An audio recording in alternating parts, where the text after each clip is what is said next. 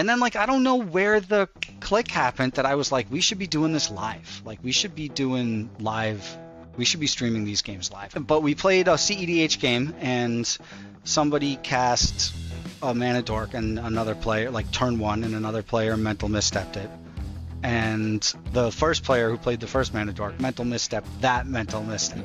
And I was like, this is bad. This is not good magic. This is bad magic. This is mental misplays right here.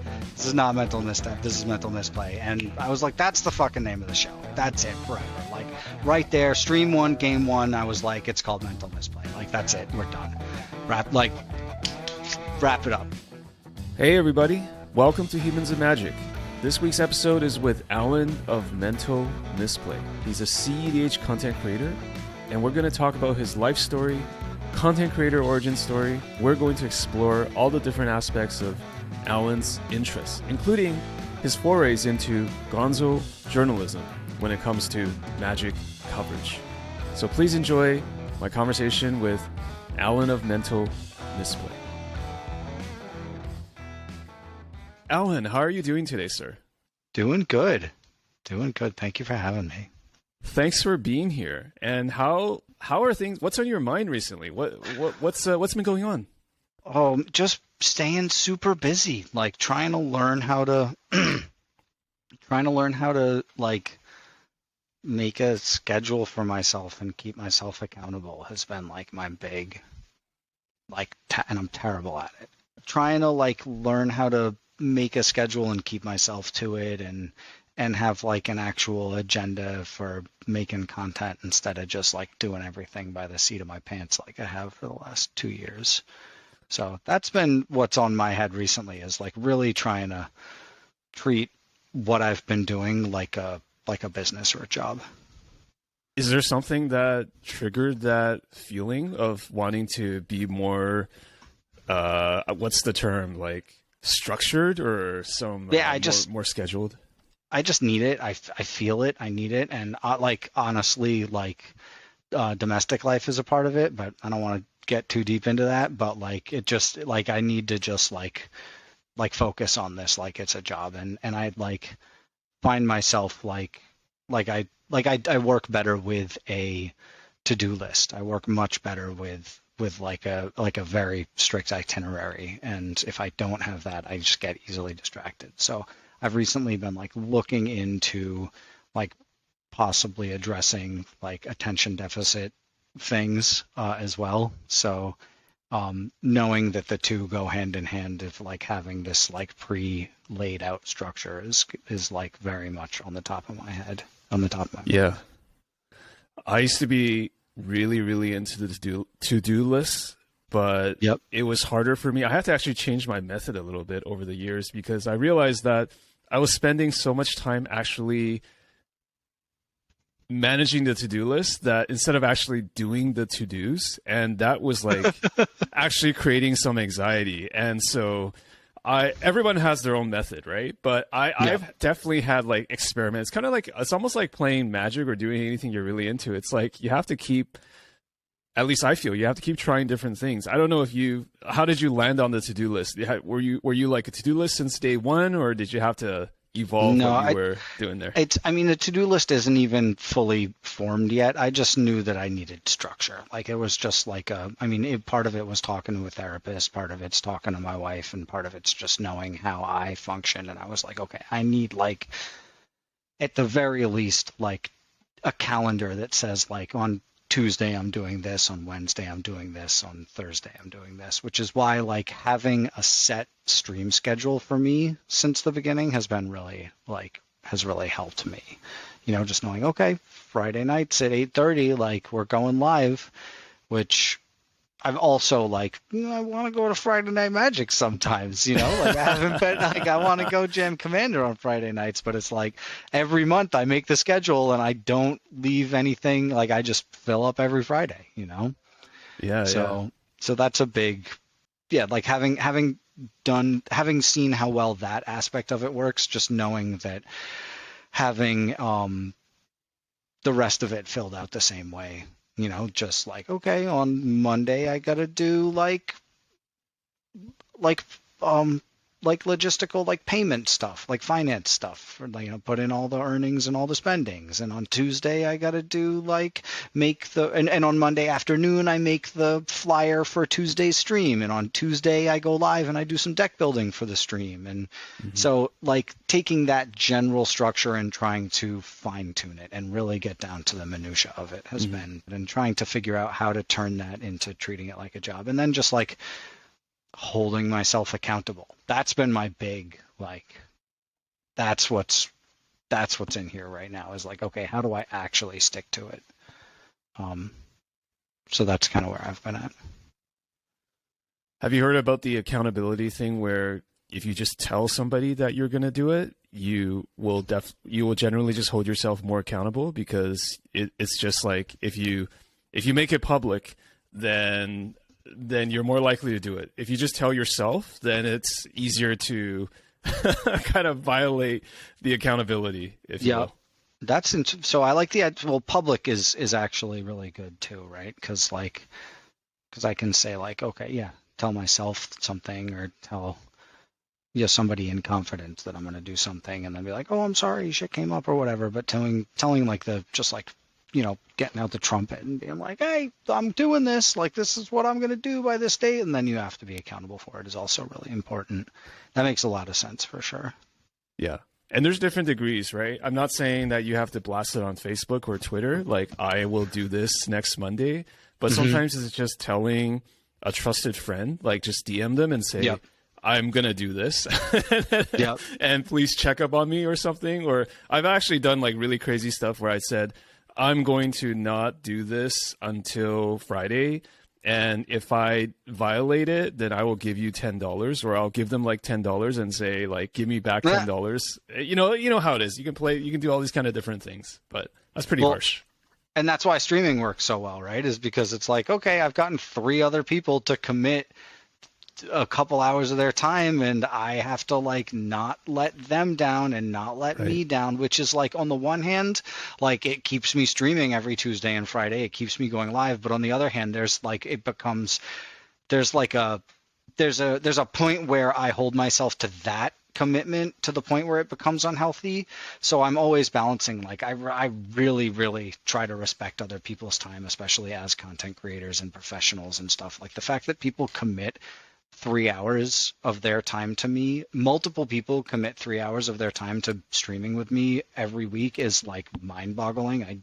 I still, like, it means everything that people do that, and I try to take those really seriously. And anytime I have to like cancel a stream, I'm like, I sweat bullets about it, And like, if I'm like actually sick, like, then that's a different story. But like, if like some shit comes up or whatever, I'm always just like, I'm so sorry. Like, it's always tough. And then there's some times where I'm just like, I can't, like, I gotta just do mental health and all that stuff. And there's also it's a hard lesson to learn. Like, okay, sometimes I just gotta fucking do me.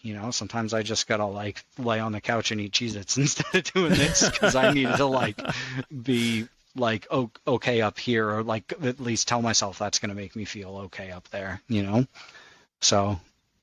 Yeah, totally. That to me is a big accountability point for sure. Oh, that's super underrated. Yeah, I mean, just when you're committed to doing stuff with other people, you really feel that social pressure, for better or worse. And I mean, I know you kind of mentioned it, but it's like, I'm just amazed at how folks in the EDH or CEDH community, like, they do these streams with like 4 people at once, because like you said, it's just a massive undertaking. Yep. And I feel like a lot of people just kind of look at the end product and just be like, it's kind of like matter of fact. But the fact is, it's so much harder to do a 4-person stream than it is to do a me stream where it's just you, right? Because I can just turn on my computer anytime. But it's also good, right? As you said, you can kind of hold each other accountable or sweat bullets when you make plans, but you can't hold on to them. Hopefully it doesn't happen, right? So. Yeah, every once in a while it's happened, and like something will come up, or like something personal where it's like, okay, like I have a stream scheduled, but like it turns out a bunch of like my friends are getting together in real life to play, and it's like, oh shit, like I hate canceling a stream to go like and just play with other people, but at the same time, like a real life gathering, like I do those so seldomly that I'm like, okay, like no, I'm gonna go to New York that weekend, I gotta drop everything, or whatever it happens to be. So It comes up. There's been people, James Squirrel Mob. I rain checked with James 4 times before I was able to get a game with James. I felt like wretched about it. And there's been a couple other people as well. And then there's like, I see other people, and like you said, it's difficult to get, people to commit this like big lump of time. When I first started doing this, I would like run these EDH streams and play for like 4 or 5 hours and realize quickly that like that wasn't like guests were not into that. Guests or people are not ready to commit that. And that might be a thing in real life too. I don't know if anybody really wants to play a 6-hour Commander game. I could be wrong though. Yeah. And then the other part of it, like I played last night. I think last night it might have been. I don't know. It all blends. I call it pod fog. They all blend together. But I played with a fella. I'm gonna continuously like mention the people I play with and all that stuff, the different streamers and creators and all you that. should. Yeah. I played with Kuro Hitsuki, and he does something incredible. He does 2 blocks of EDH streams. He started at 7.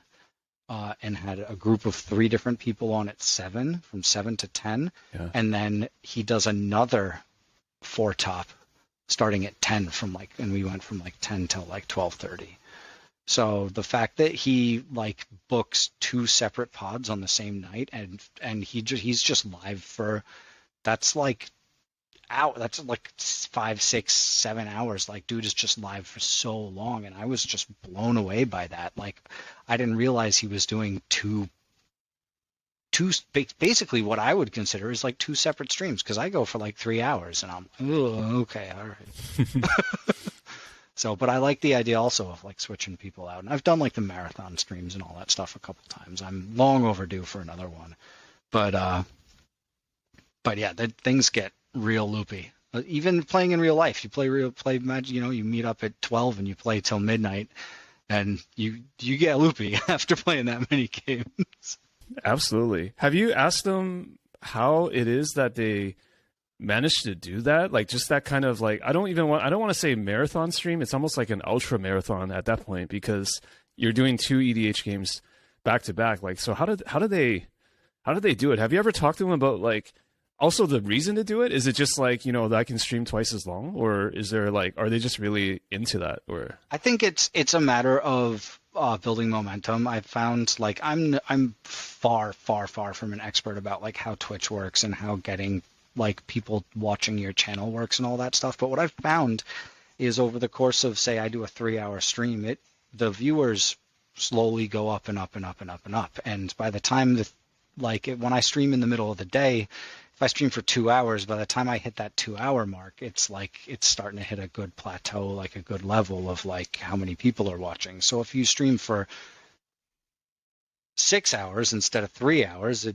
ideally will keep going, and hit a higher plateau or a higher peak. So I think that's probably part of it. Is it just like it keeps the party going? It keeps for the streamer itself. It just gets more eyes on it, more views, that sort of stuff.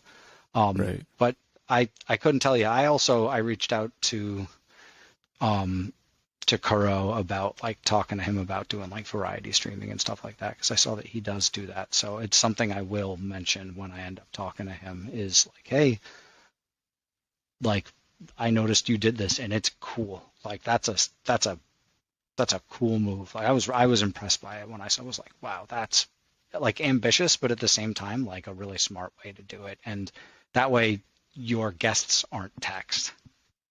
They're having a normal, like industry standard sounds ridiculous, but like a standard experience would be you jump in somebody's stream, you stream for 3 hours, you get 2 games in, and then you're like, deuces, all right, bye guys, have a good night, thanks for great games. Like that's what I found is kind of standard. So I love the idea of doing a double block. I think is very cool. Are you full-time or are you doing your content part-time? I'm full-time. Yeah, it's wild. Holy it's smokes. Something. And I mean, I'm full-time, and a lot of it's logistics, and a lot of it's, like I said, trying to figure out that schedule of like how to maximize that time. And it's not like, I'll be very frank, it's not like paying all the bills, for sure not. So It's very difficult. I mean, not even close. Not even remotely close. You gotta. That's the great. What's the term? Like, is it the great paradox or the great irony of content? It's just that you basically have to like not do it for profit until you can do it for profit, and it's like people just see sort of the external, like, oh, this person has this many followers, subscribers, and then people have to realize that doesn't actually pay the bills. Like, you could have 2 million people like your tweet and have your thing go viral, but if they're not giving you the hard cash or the moolah or on a sustained basis, that doesn't pay the bills, right? So it's very hard. I totally sympathize with everybody who's in that situation where obviously you have a strong passion for it, but it's not all sunshine and roses, I guess. No, it doesn't even like it doesn't even come close to paying the bills, for sure not. And it's been like 3 years of showing proof of concept. Like I see people like, oh, this person is resubscribed for 24 months now. Like, it's going on 2 years, but I feel like I've been doing it for 3, but I honestly couldn't tell you. But I know for a fact that, like, especially recently, it's been proof of concept, just showing people like, hey, look, I'm doing this. I can do this. I'm out here, like, proving myself on the daily. And I think because, I mean, I tried to stick around. I'm here. I'm not. Who knows? Like, I can never tell what the future's going to bring. I don't know if I'm going to be doing this in another year or another 2 years or whatever. But like, I stuck around this long, and people noticed it.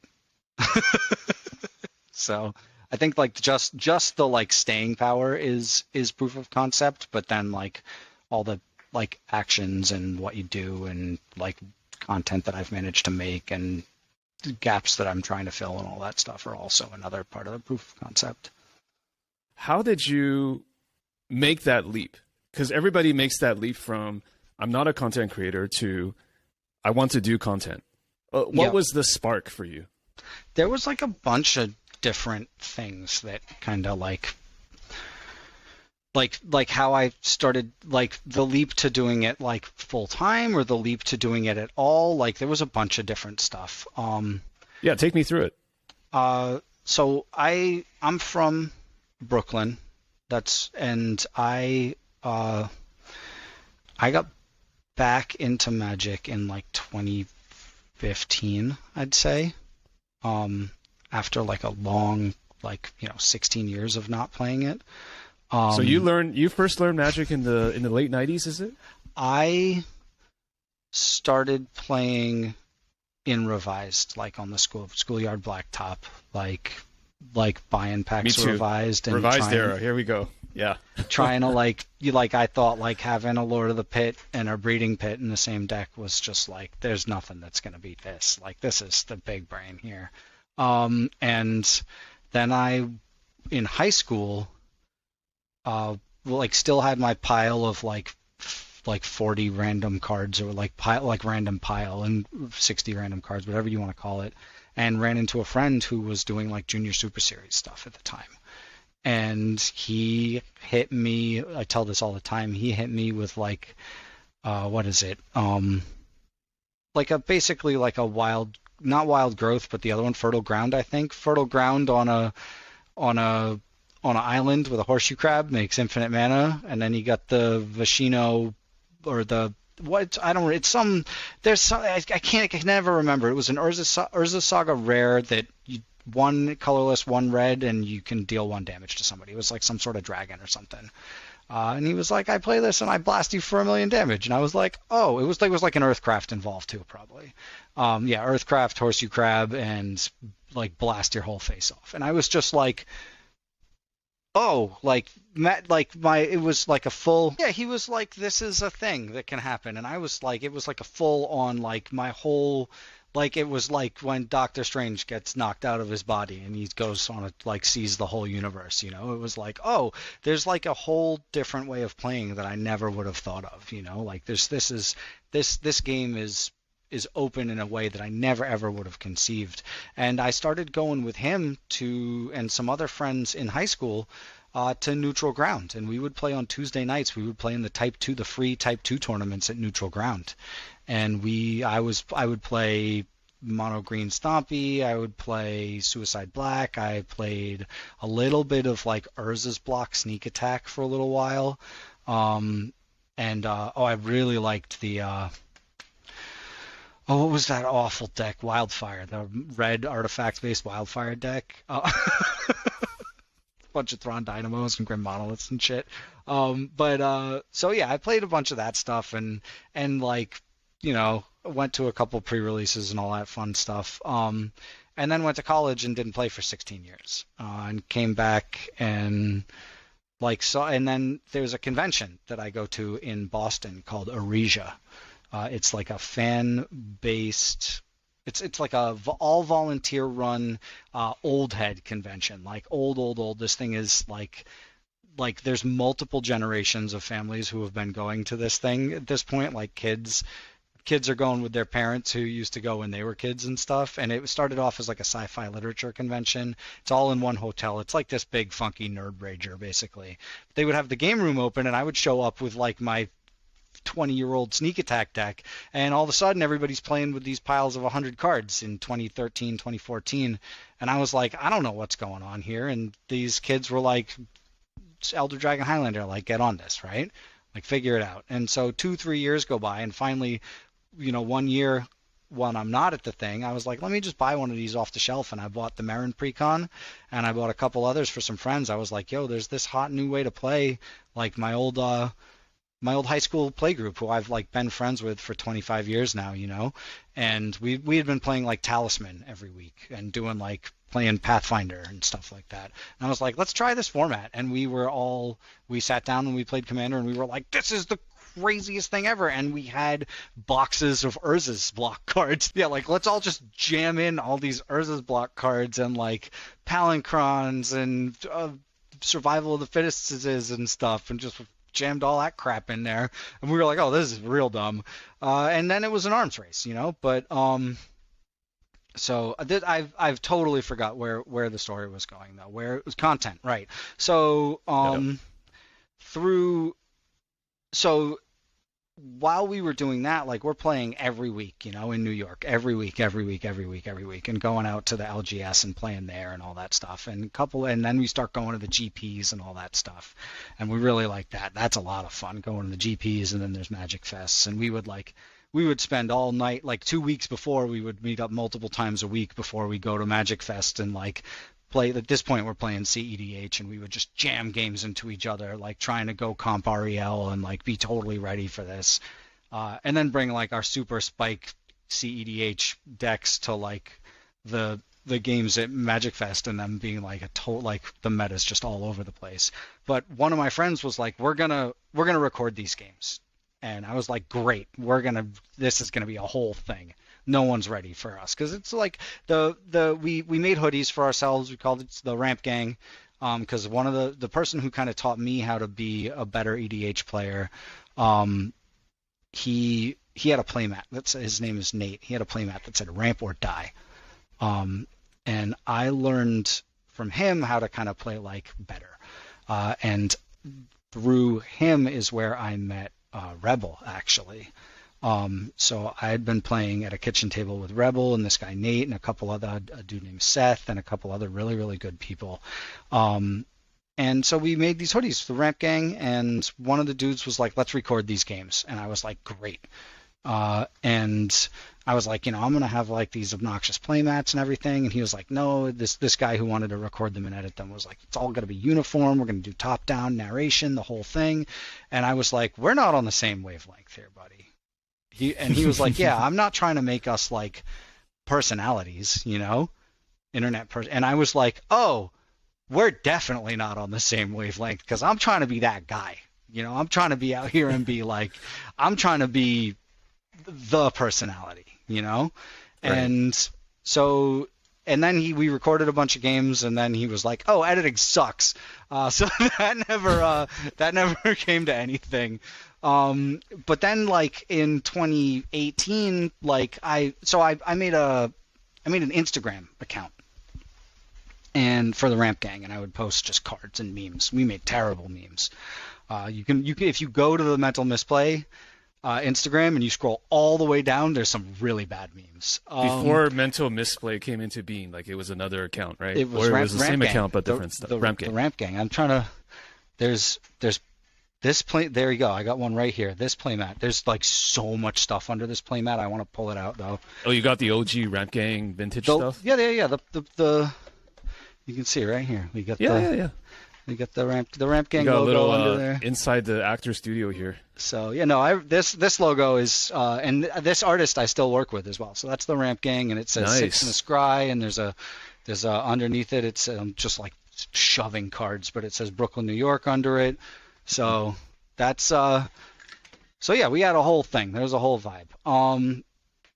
But so I had the Instagram account, and Zebex reached out to me and was like, "Hey, let's get you in this group chat for us all to boost each other's posts for visibility and for algorithm and all that stuff. So whenever you post something, dump it in here, and we're all going to give it a big old thumbs up, and we're all going to put it in our stories and all that stuff." And I'm still part of that group. I'm not very active in it, but I'm still in that chat group. But then a bunch of other fellas who were in there was like, all right, like Alan's cool, Alan can hang, let's get him in like the Rowdy Boys, group chat that's all like, butt fart jokes and stuff like that. And so they get me in this other group, and we're all thick as thieves in there, and it's all butt fart jokes for ever. And we start playing online. We started playing on Skype. We were playing Skype games. That's what's up. Yeah. And this is in like 2018, and then Spell Table came along, but we were like still mostly doing Skype games. And what's the other one? Whereby. Whereby is another video platform that's actually kind of slick. Whereby is kind of cool. And then like I don't know where the click happened that I was like, we should be doing this live. Like we should be doing live. We should be streaming these games live. I think it was like one day I was like, you know what? Let's just stream it. And the first stream we did, it was me and a buddy from the Ramp Gang named Jorman, the Commander Guru, whose name is Rob. He's an absolute sweetheart. He lives not far from me in Mass. And a fellow who I can't remember the fella's name.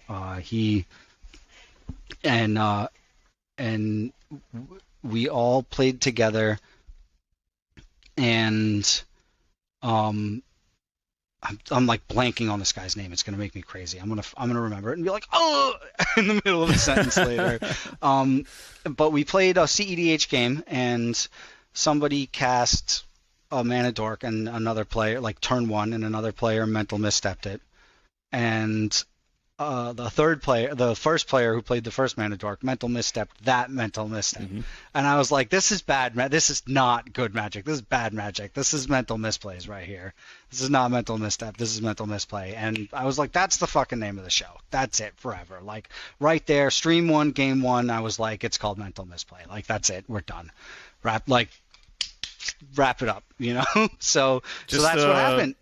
Stroke of insight, as they say, right? Or inspiration.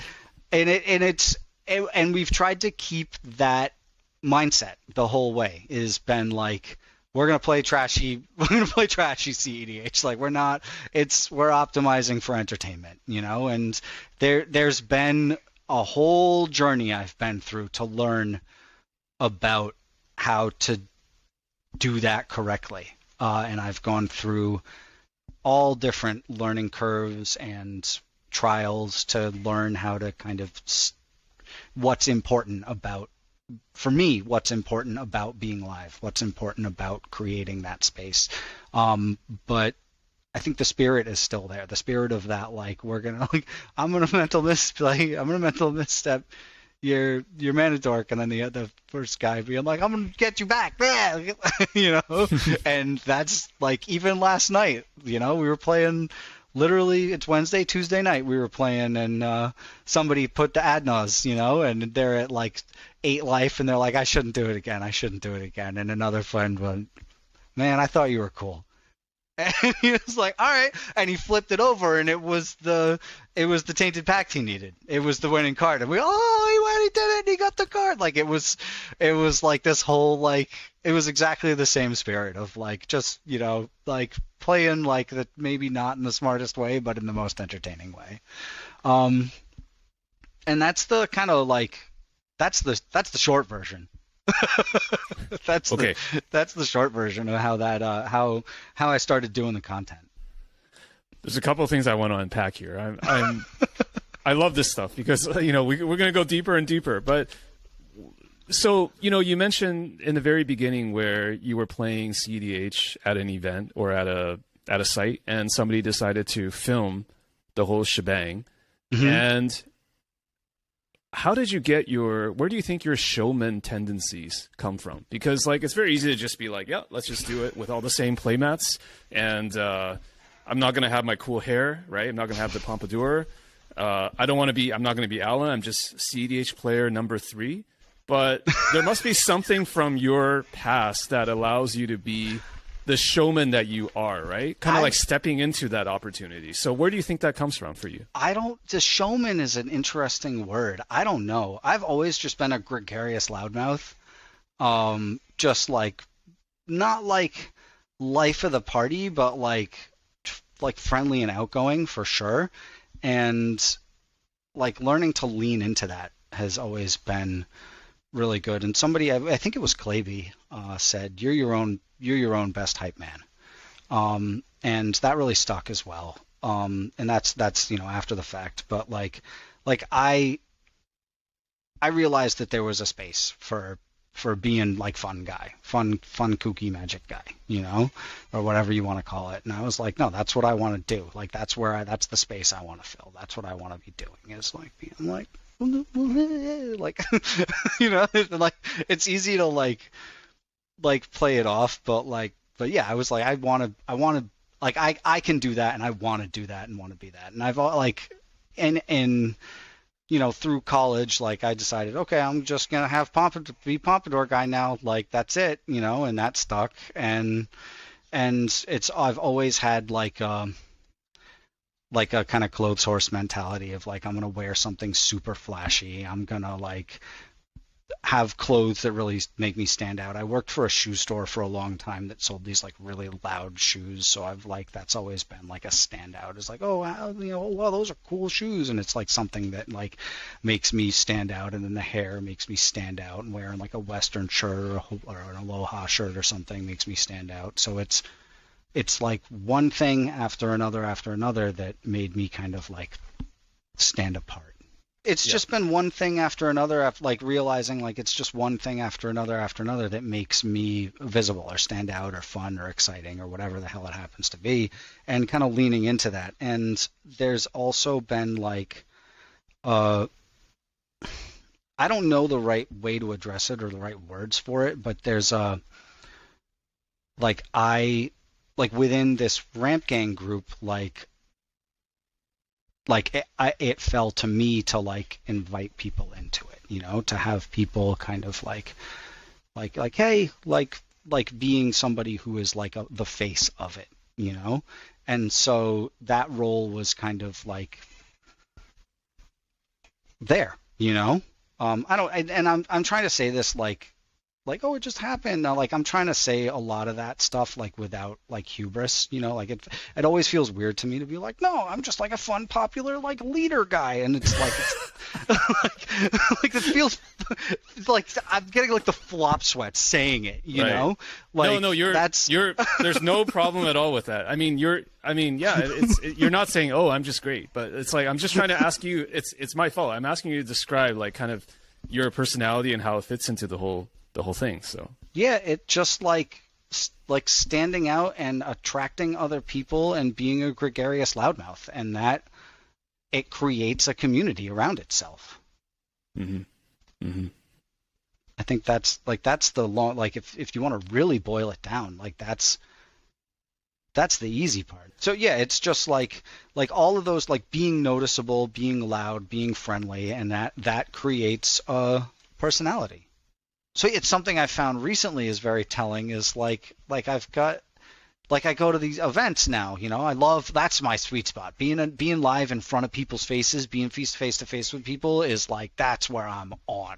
I am so psyched to be out there, being in front of people. Like that really, really is like that's where I thrive. But like being noticeable is part of it, right? So like it's like everybody's like, oh, like there's all these people that I know from their screen names and stuff like that. And that's dating myself. Saying screen name, right, is a way to date myself. We don't say screen name anymore. It's okay. We're in the same generation. I also started playing during Revised. I also remember ICQ and the pre-internet world, so we're good. Yeah. We just know everybody by their AIM names. And so like somebody would be like, hi, I'm, Bill, and you're like, okay, Bill, like I don't who the fuck is Bill, and it's like, oh, I'm blah, blah, blah, and give their like screen name, and you're like, oh, okay, like this is all coming together. I've talked to you literally 100 times every day for the last fucking 3 years.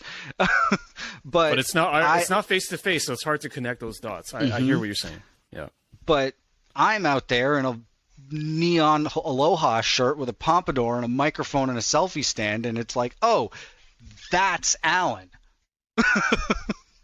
That's genius, by the way, because even when you're masked up, like the hair is still going to be there. So that's genius. So yeah, and that's like the shirt. It's like Chris, Commander Mechanics, got the Commander Mechanics symbol right on his mask, and it's like that's genius too. That's incredible, But yeah, so rather than like average cis white guy, I'm average cis white guy with a pompadour and a loud ass shirt. So it's like an identifying feature, So like that's a part of it too, is like just being identifiable and having something that's like, I'm getting these. I could be wrong. This is why I need to ask you. Were you a punk rocker? Like, did you have like the anti-conformist vibes when you were growing up, or when you were younger, or what? Yeah, like I went through like more of like a third wave ska phase for sure, but yes, we'll go with just a hard yes on that. Just like not like counterculture, like fuck everyone, fuck the system, but more like just like I want to be different. Yeah. The other thing that I found really interesting that I want to also unpack is just you come back to Magic and then you get in with CEDH playgroup. Did you explore other formats as well? Because I mean, back in the day, obviously you were just playing Type 2. You're playing like 75 card formats. So like, did you experiment with different things when you sort of came back to Magic? It was like pre-con and then arms race over the course of 2-3 years to CEDH, like maybe 3-4 years, so like it wasn't like get back into Magic, we play CEDH now. It was like get back into Magic and play Commander until we landed on CEDH. And between there was like, the occasional draft or pre-release. I built a cube that I still have and love to death, that took, it's been 7 years now of making that cube playable, and it's still barely playable. So yeah, there's been like other stuff, but mostly the play group has been like focused on that. And like some of the people in the play group play like modern or arena or whatever, just all different formats. But as a group, we would get together and play EDH. All right, here comes the $1 million question.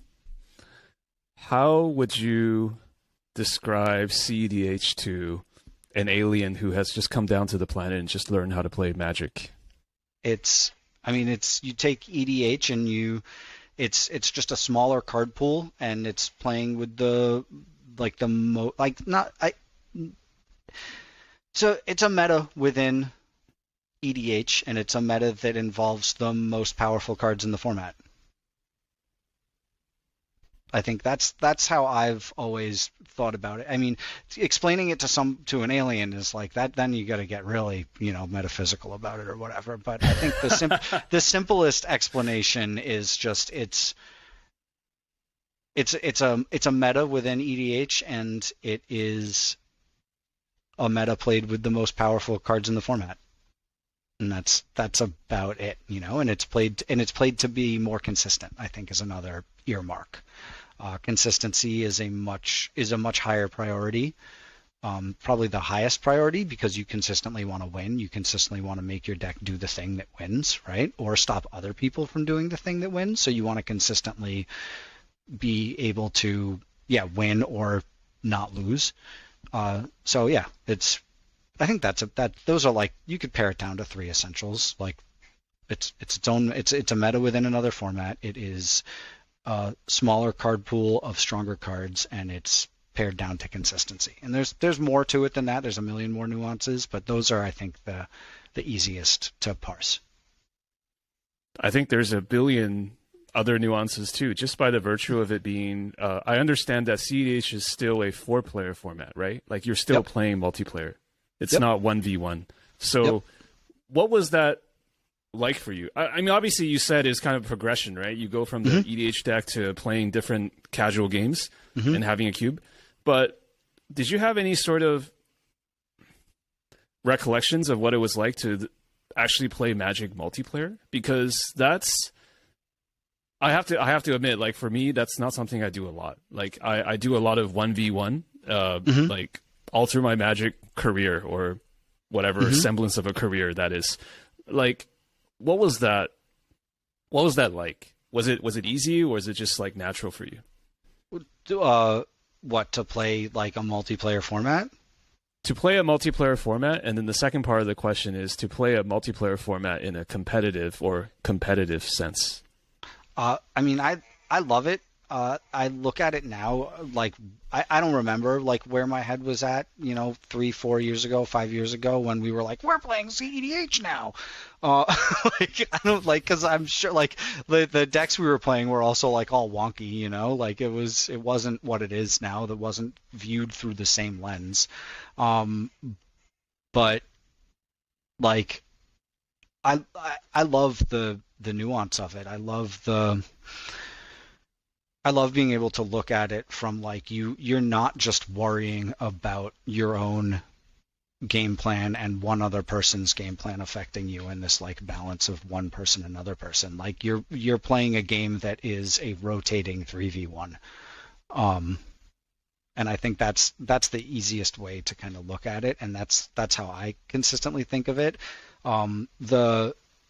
The formative story that's come about recently is we had on the channel, I had Brian Koval on the channel, and we told the story in a conversation I had with him recently. He tells this story from the other perspective. I tell this story all the time, and it's the funniest thing in the world to me. It was me, him, Jim LePage, and Tomer, and we're playing CEDH, and Brian casts a Gitaxian probe on me and looks at my hand, and we do it spell table style, where Jim and Tomer put their heads down, and I show the cards, and Brian just goes, Close your eyes, yeah.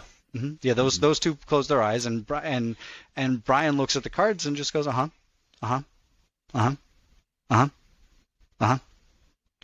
okay, cool, thanks. And I'm sitting there, like, my hand is, like, I don't remember what was in it, but I assume it was just gas, just like a standard CEDH of just, like, some of the cards are incredibly dangerous, some of the cards are kind of flat right in that minute. And I'm used to playing with people who are always playing CEDH, and this is one of Brian's very early CEDH experiences. And so I'm used to, like, a reaction. I'm used to, like, oh, that card's like, okay, guys, we got to watch out, or like, oh, that's a bomb, or whatever. Just like any sort of reaction. And Brian goes into it like a statue, like, just absolutely gives zero information away. And I was like, oh, I'm playing with a stone cold killer right now. Like, I'm playing with an actual murder machine. Like, okay, like and so, like, to me that informed his play style to me, and he tells it from the other perspective of, like, he's used to playing, like, Legacy and Modern and all the, like, traditional 1v1 formats where you don't want to give away anything to your opponent. And so he's, in his head, he's like, why would I reveal any information about this whatsoever? Not thinking that, like, telling the other two players, like, hey guys, like, buckle up, is like to his advantage, and also from the perspective of like, we're playing this competitively, but we're playing this competitively in front of 50 people right now. So like, or whatever, like let's be in front of 11 people right now. So so like it also is to everybody's benefit for you to be like, oh no, like for you to like yuck it up a little bit. So like it was this big learning experience for both of us, and that's been a consistent thing of like thinking of it from a multiplayer perspective of like, yes, it's to your benefit to be like, hey guys, get ready for that problem, instead of just sitting there playing everything super tight. And I am in absolutely no way like criticizing that play style or any of that like competitive 1v1 for anything like that. It was just like this meeting of two totally different worlds and mindsets that was this huge eye-opening experience for both of us. And so like that I think sums up a lot of like, well, what's it like playing a 4-player competitive format? And it's like, that's it. That's the experience right there, is like when you're, and then like you take all that and then you twist it on the axis of like, we're doing this for entertainment as well.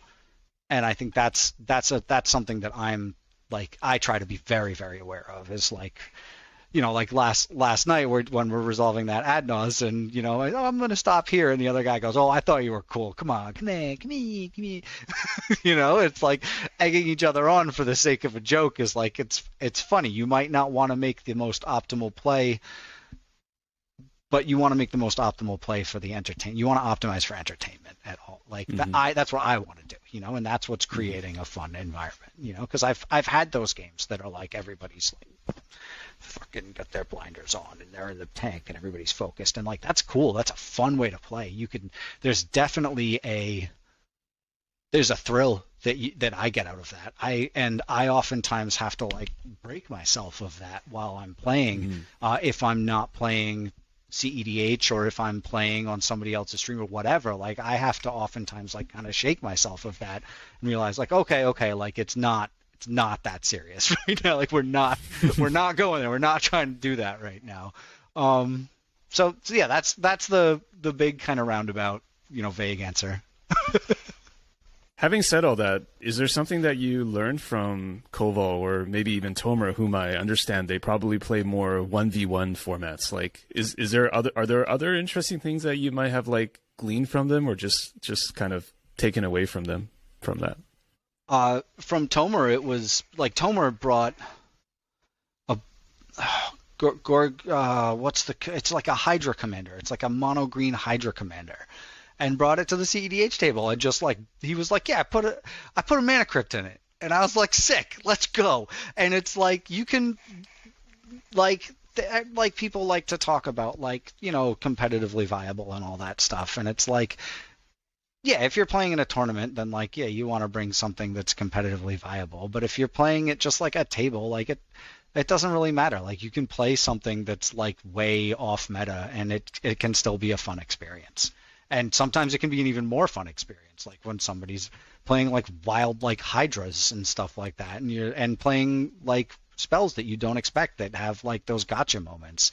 So that was something I picked up, and that I kind of have believed for a long time, is it's like, sure, sit down and play whatever the hell you want. It's gonna change the game. It's going to change the outcome of it. It's going to change. It's like, it might not then be a CEDH game or whatever. It's going to be 3 people with like a tier 0 deck and somebody with not. And this is, again, like, I'm by no means criticizing Tomer or deck choice or, being like, Tomer didn't bring a CEDH deck. It was just like not what it was not expected. It was not on meta, So there's, like, you can play those decks, and it has helped inform my idea of like, you can build whatever the hell you want and jam it into CEDH decks, and sometimes it works. And like, I built this Dalsum deck, and I've been mainlining it forever, and I brought it to Copenhagen and played it in tier 1, and I went 0-5, but it made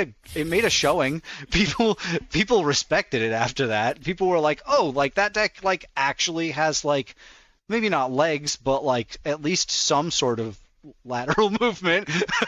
Like there's that, like it's not like it's I don't know. I'd say it's not like a joke, but it kind of still is. But in any case, like there's like you can take whatever you want and jam it into CEDH pods, and it may change the sanctity of the game. It may change, like if I'm jamming Dalsum into 3 different 4-color good stuff piles, which I did all weekend, like it's not gonna have the same showing.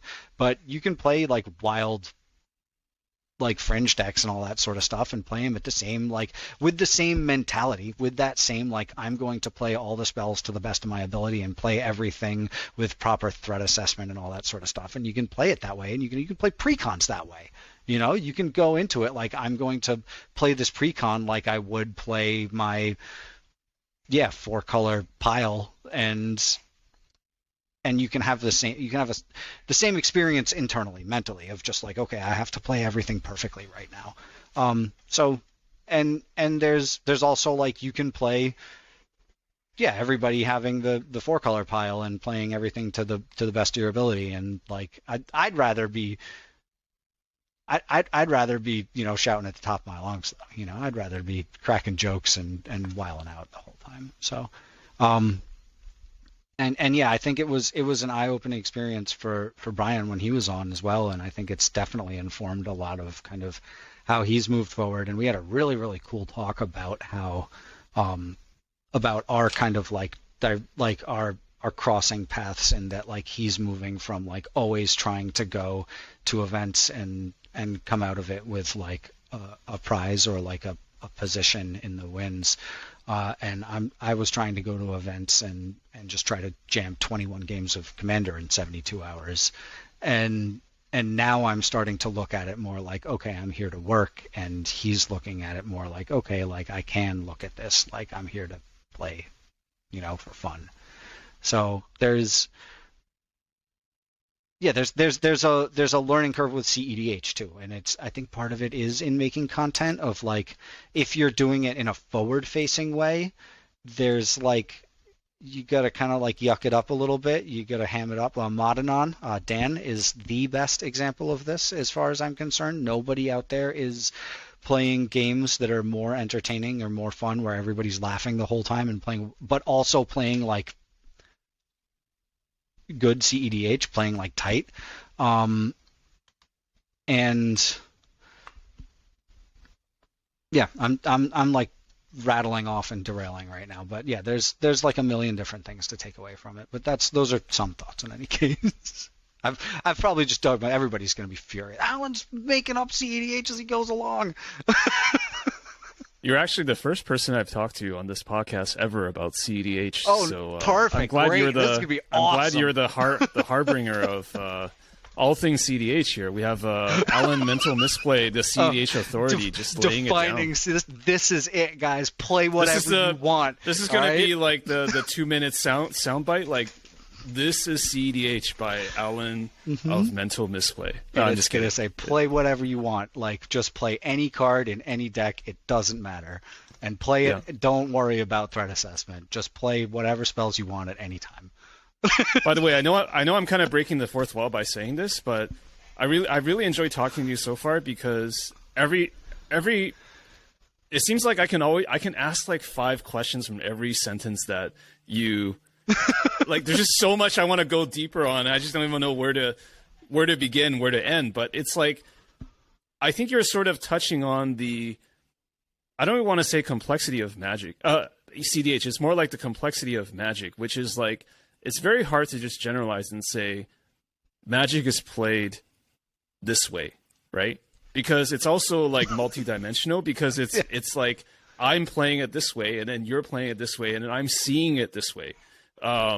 Which makes my question totally flawed to begin with. Like, what is CEDH and what is it meant to be? And like, I'm trying to get you to commit to a soundbite, but it's obviously not the way it's going to go. But I just want to know, like, how would you describe yourself as a Magic player / entertainer? And has that evolved over the years? Like, maybe who you were, a few years back and who you are now? Is there any difference? Yeah, I mean the glaring difference is realizing that that my words have weight and that they count. They matter. They matter to me. They matter to other people. People will listen. I try not to be negative. That's the most important part, and that's something I learned very early on. Something I know from just me and who I am. People listen to me and take what I have to say seriously when I'm serious, right? Because I'm mostly like 98% like boner jokes, right? Like most of the time I'm like like making boner jokes, right? But like when I'm serious about something, like people take it to heart, right? So that's something I learned really quickly is like not to pop off, right? Because it's very serious. But I've also like that, like, you know, 98% boner jokes is like that's also come from 30 years of learning when not to make boner jokes, right? so that's I just like there's so many instances of my mind of like saying the wrong thing in the wrong time and like looking back like all like the meme of like staying awake at night with the one time you said the one thing you shouldn't and like wanting to tear your own skin off because of how embarrassed you are about it. Like that's like everything behind me forever of everything everything I've ever said is doing that, you know, in a continuous internal monologue, right? So learning how to say things correctly is really important. But yeah, as far as like who I am now versus like when I first started making content, it's like I don't know. It's just there's more voice, more platform, more people know who I am and that and if I say something serious, they might listen. You know, is something I really try to take to heart. Is there something that you might tell, if you had a time machine, you could go back and go to 2018 or whenever you started doing content? Like, is there something that you might tell the Alan from back then?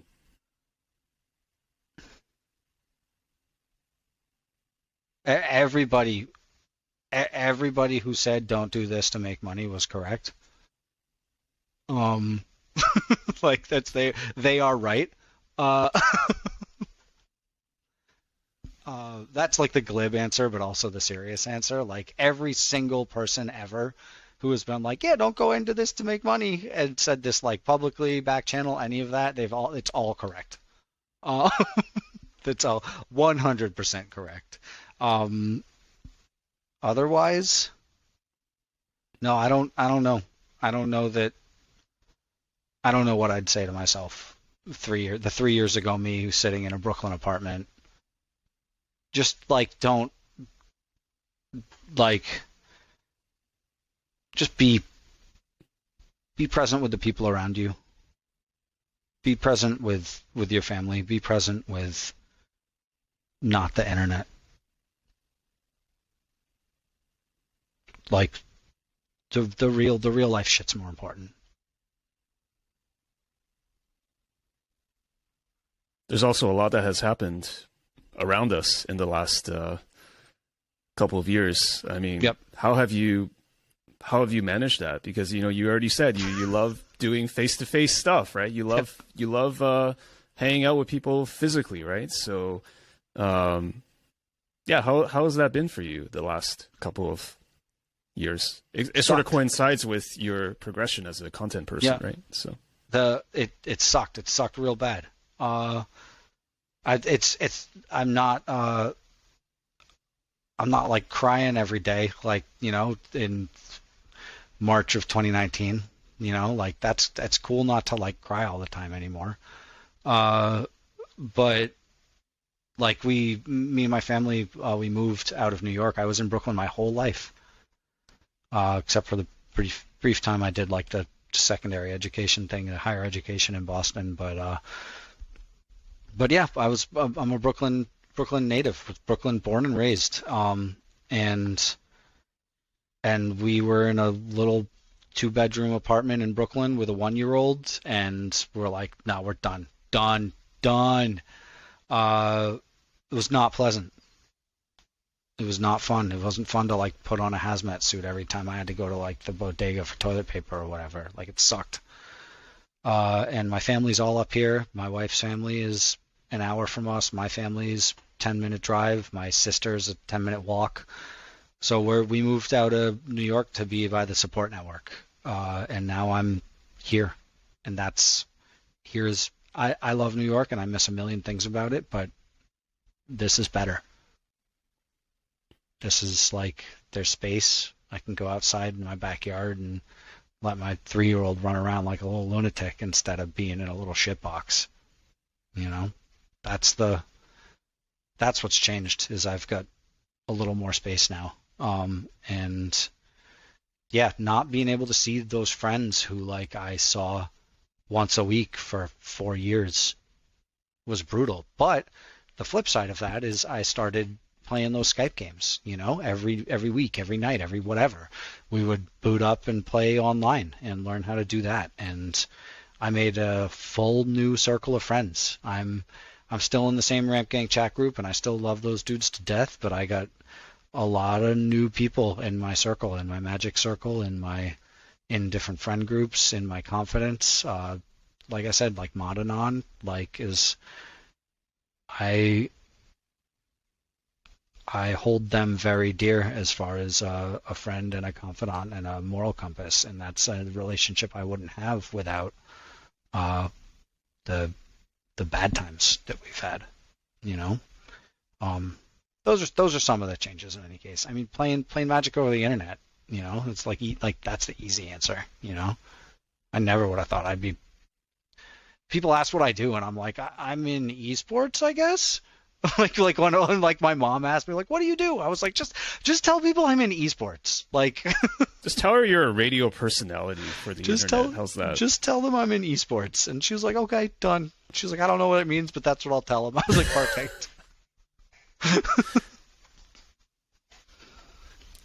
Are you getting along well with your family and your folks? Because you mentioned moving to be closer to them. So how's that relationship? Good. I love it. Like, so my folks moved back up this way in 2008. So they had been out of New York for a while. I was in Boston from 2001 till about 2007. And right after, so I went to art school, and after that, I got a job. After a couple different jobs, I got a job in a shoe store, and it was a chain that there's a couple of. The Flashy Shoe Store, right? So it's John Fluvog Shoes is the name of it. So all you Canadians out there will recognize that one right away. But I worked for them in Boston, and an opening happened in the New York store, and I wanted to move back to New York. So I managed to move back to New York without skipping a paycheck, which was awesome. And then I worked for them for like 10 years selling those shoes in Soho, which was pretty cool that I was able to work like a simple retail job and pay my rent selling shoes. But they opened up more and more stores and did more and more web business, and it made my paycheck smaller and smaller because a lot of it was commission based. But I lived with my folks for a little while, and then they moved out of town. And they moved up here because my folks have a summer spot up here as well, and they just wanted to be able to be closer to there and be able to, rather than hop in a car and drive for 3 hours to get up here, they wanted to be able to hop on a boat and just sail over to the summer spot really easy. So they moved up here, and it took me a while to realize that I should be up here with them, and it's because, well, one, I love being near the water. Like, that's everything. it's started to become like I love it enough and post about it enough that it's starting to like people are starting to be like, oh yeah, Alan likes going for a swim. I went to Copenhagen and I jumped in the canal. I found out you could swim in the canal there. I was like, oh, I'm going in for sure. This is like a goal number one now. But I'm so pumped about that story. But in any case, I was in New York. Part of moving up here was like I had a kid and somebody told me like you can, I don't remember the exact what words they said, but like they were like you could buy a blue car or you could buy a red car and you can always like change it out. You can be like 2 years later be like, oh, like I want the red car instead, and switch it. But like when you have a kid and your kid grows up away from your grandparent, their grandparents, you can't like switch that out. You can't undo that. And that hit me really hard. And I was like, nope, I need him near his grandparents. So that was a big part of it. And then my in-laws are here as well, so he gets to be by my in-laws, see them every once in a while, So that was a big deciding factor, is like being able to be near my family. So it's been good. And like I'm also like a first-time homeowner, and my dad is like good at fixing stuff, and my brother-in-law is good at fixing stuff, and I'm a fucking pathetic city boy. So being able to call on them when I need help has been everything. That's huge. Yeah. Like I'm just thinking of myself. Like I'm just totally lost. Like I don't think I can fix my toilet right now if something happened. It's just like, oh my goodness.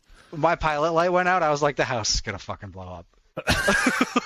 Like we're gonna have to just move. It's doomsday right here. Yeah.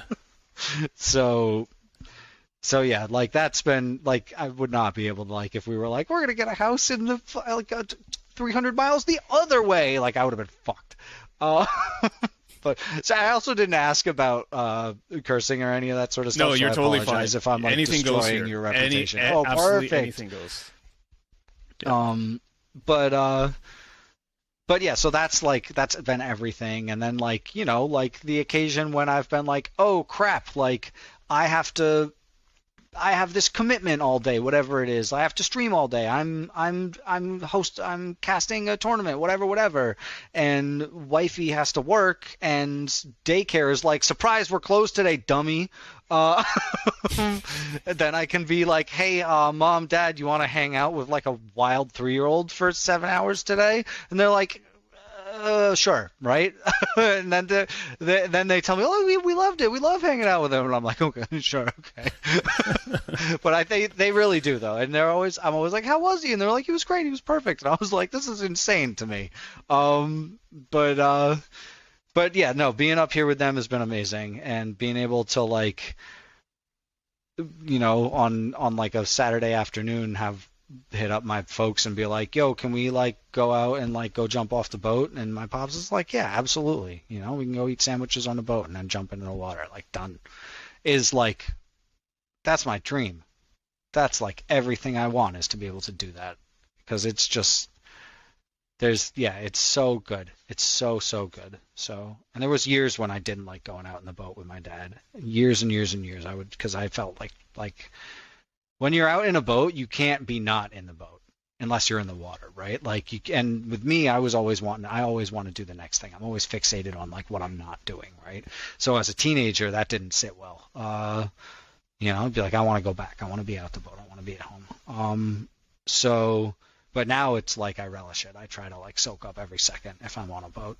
If I'm out there, I'm like really try to like be in that moment. And my mom is like really, really likes swimming. My dad likes boats because he doesn't like swimming, which is really funny. He doesn't like being in the water, so he got into boats. He's like, my dad's like, he's like a small wooden boat historian, I think would be the like.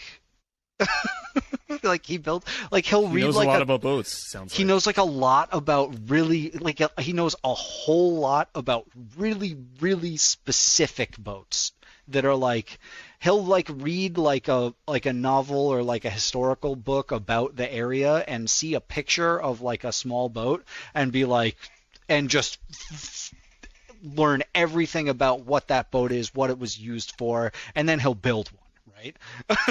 Which is like, he built this like, it's like a 13-foot cat boat called the pickle boat, and it was used in like the rivers like between here and Massachusetts to literally transport jars of pickles. And he was like, yeah, he just like built it and learned like, and then like went out to the marshes and like gathered jute to like make the rope to wind the pickle barrels and stuff, like totally like he goes like all the way in on that and then like we'll rent out the local armory to like do a talk about it. So what you are doing for commander decks, he has been doing for boats for a very long time. He is like boat historian. Not even close. This, I wish I could approach anything that I do with the craft and mindfulness and fucking just beautiful, relaxed attitude that he has. Like, he's just, that's something that if I could take pride in anything at all, it's just his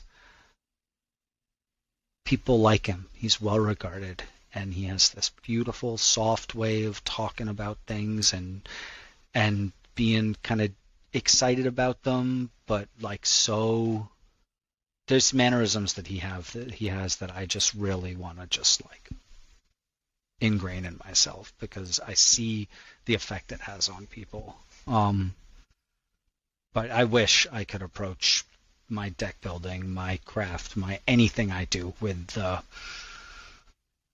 thoughtfulness that he has and the relaxed, like, if it happens, it happens, we're just going to do it, And I think a big part of that is like he knows that he has to be like that, otherwise he'll get wound up about it, and I'm the same. Like I get wound up so easy. I get so riled up about shit and just like need everything to be on this. Like when I travel, I want the itinerary to be like very, very clear. If it's not like, if I don't know exactly where I'm going to be at every moment, I start getting like, what years ago, 2004, I went to Seattle and I got off. This is the first time I ever went out there, and I got off the plane. While I was living in Boston, I got off the plane and friends picked me up and they were like, "What are you?"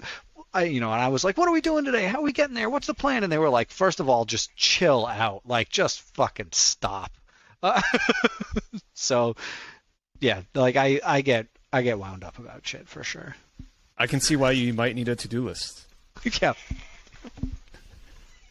So, but at the same time, like, I try to be like, yeah, it's fine. Like, whatever happens is going to happen. But I'm, like, not like that. Like, I try to be like that, but I'm not. Yeah. I think it's really important just to be, like, true to ourselves, right? Because if you're not spontaneous in that way, then you can't really force that, right? Yes. Another part of, like, being relaxed about how stuff works out. So this is one that is, like, I wish I had taken more from it. I trained Kung Fu for a long time. When I moved back to New York, my mom was like, "You gotta find something active to do," because I like swam in high school and stuff, and then drank a million beers for 8 years in college or whatever, and looked like I only drank beer and ate Cheez-Its for 8 years. I mean, that's a sport too in itself. So I had to retire from that sport. Let's put it that way. I'm retired from that sport. Go out on top. I like that. What's that? Go out on top. Yeah. I wouldn't go that far. I had to. I was. Yeah. I don't drink anymore. But I still eat Cheez-Its though. Kung Fu, right? You got into that. So there was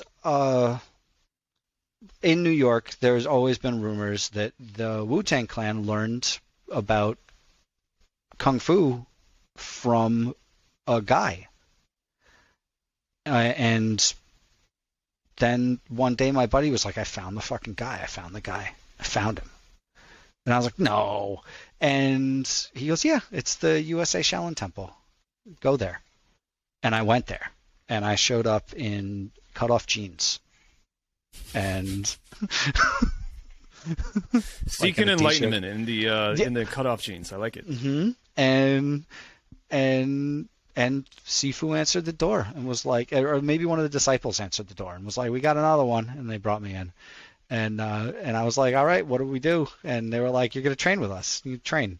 And I was like, "Okay, sure." And I did like the first class. You go, you show up for training, you pay a couple bucks, and you just follow along. They don't teach you anything. They're just like, do the things everybody else is doing.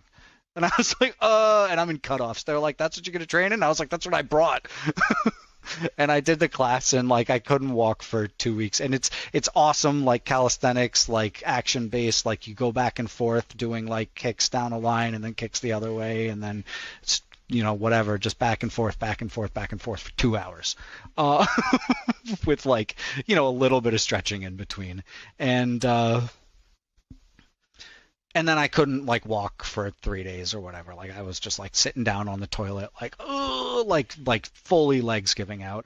And I was like, "Cool, sign me up. I'll be back in 3 weeks. I'm going on vacation. I'll be back." And I signed up and I trained for 7 years at the USA Shaolin Temple with Xian Ming. I became a disciple. I have a disciple name. I am a 35th generation Shaolin warrior monk.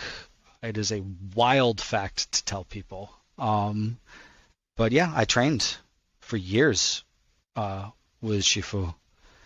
And I tried to, that's where I credit a lot of my exuberance, excitability, all that. Just like a lot of the exuberance and excitability comes from me like being exhaustively trained in sales for 13 years, both in the shoe store, and after that I got a job doing like consultative sales in Manhattan and New York City, and I learned more at that job than I did in the shoe store for sure. And so like that's where I like learned to lean into that, like get other people excited about things. But the combination of that and the Shaolin training of like the mantra in there in the temple is more chi, train harder, right? So everything you do, you're trying to put more chi into, you're trying to put more energy into, you're fighting against yourself to do things as strong and crazily and exuberantly and as explosive as possible. And so I took a lot of that, a lot of Sifu's energy, a lot of this, like he has these amazing messages that are like every day is your birthday.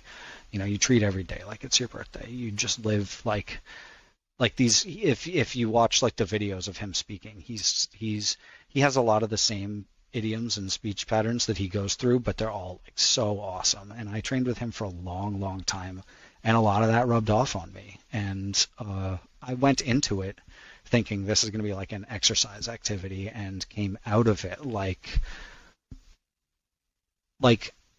invested somewhat in the Chan Buddhism that they taught there, because it is a spiritual, it is a religious institution as well. It's a 501c3. They are a temple. The New York City Shaolin Temple the USA Shaolin Temple is a temple, and I tried to soak in a lot of that, and I never really like went deep into. I learned like a little bit of the histories of it, a little bit of the histories of the temple, and how the Kung Fu came to the temple, and how the Chan Buddhism came to the temple, and all that sort of stuff. But it was long enough ago now that it's hazy, but I tried to really hold on to a lot of it, and a big part of it was the Chan teachings of like being like fucking relaxed about things. Like that really I tried to hold on to, it being, and also the action meditation, which is the training Kung Fu is a part of the meditation. And that kind of like doing this action, doing this explosive thing is part of your meditation, rather than sitting there. It's learning how to move your body correctly. And then like when you're in a group of 30 people who are all kicking and as high as they can for 2 hours straight, there's an energy that happens. There's a chi pool. There's this it's an energy that's incomparable. And training there had a big effect on me, and how I approach like it's not something I talk about a lot because it's such a personal and wild story. But yeah, I trained. I got a disciple name. The whole thing. It was a big part of my life for a long, long time, and then it fell off a fair amount when I started playing Magic a lot more with my friends, but also fell off a lot more because of like a bunch of other stuff in my life that I was focusing on in a different way. How did how did it fall for you? Because I would imagine like doing 7 years of that becomes a way of life, right? It's basically like I'm not saying I did Kung Fu, but when you do something that long and you get really into the mindset and it becomes a part of you, because it's not just an activity, as you said. It's like a way of life. It's a way of thinking. It's a way of viewing the world, and it's a communal thing. It must have been really hard to just like, I don't know, for you, was it like a cold turkey thing, or was it like no, a gradual? No. It was very, very much a gradual thing of just like, I mean, part of my brain and how it works is I will hyper focus on one, and I think this is an ADHD symptom as well. Is I'm not 100% sure, but is hyperfixation, hyper focusing on one thing, and then when the other thing catches my attention, there's like a pivot that happens, and then I will focus on that thing. And Magic was one of those things for sure. That kind of like drew my attention away, drew my time away, drew all that away. And I'm still in communication with the temple. I still, I'm still in communication with Sifu occasionally. I go visit him when I go to the temple and all that. I've got, if you can see, let's see, is it up there? Let's see. Way up in the corner there is a hammer and a Shaolin broadsword. I trained with the hammer and the Shaolin broadsword. The Shaolin broadsword, not as much, but the hammer I trained with for a long time. I did not know you trained with hammers. Wow, so that's amazing. That is. So, and my father made that hammer as well, so I could bring it over. Oh, okay. It's okay. Yeah, bring it over.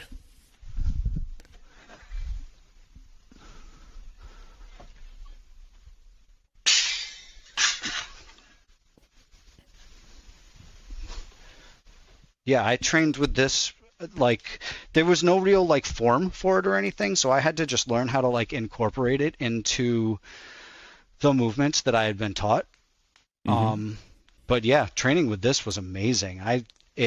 There were elements of it that, like, I could feel where it was affecting, like, nerves in my back because of the way I was moving it and stuff, but the strength and resistance training with this that I learned, like, Sifu told me real fast, like, don't hit anything with that. Do not hit anything with this because it will explode it. It's really well balanced, which is my favorite part about it. But yeah, Sifu told me, like, don't hit anything with that. Only hit the air with it, he said. And the handle itself is like all like smooth from basically palm grease because I trained with it for so long. It weighs about 13 pounds. It's not crazy. It's not like an obscene like resistance hammer. Like I know that some like strength trainers train with like 20-pound hammers and stuff like that. But the balance, I can't swing it around in here also because I've got zero room above my head. But yeah, I trained with this for a long time and it made me real strong. Like really strong. Yeah. Do you ever bring that bad boy out during your streams? Just I am Alan of the Hammer or something like that? No, nobody. It stays up here for the most part. You know, it just kind of chills up there. It's kind of unwieldy. All right, you gotta show me the sword. I see the sword. Oh, can you just show me? This is just like standard. Like this, This is just like, it's like the Shaolin broadsword. So it's got the kind of the pop to it. Just standard, Alan says. Like, you know, everyone should have a sword in their basement or attic. Nothing crazy. It's not self-defense. I'm trying to, like, it's cool looking. It's shiny. It's yeah. That I didn't train with as much. I did like a seminar and then like trained the form with it a little bit afterwards, but that wasn't like something I was really like focused on.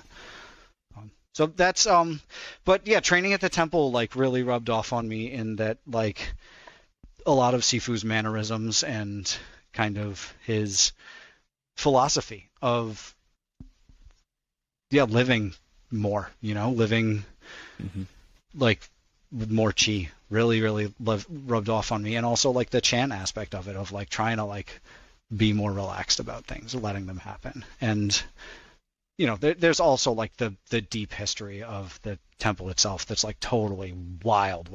The stories about like Damo and all that are like these just epic stories. But that's a whole other thing.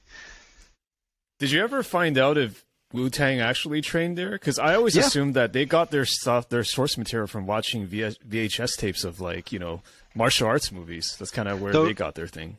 The RZA was Sifu's first disciple. Oh, okay. Yep. Okay. Was there a photo of him on the wall or something? Yep. Or I've met him. I've met him multiple times. And what's he like in person?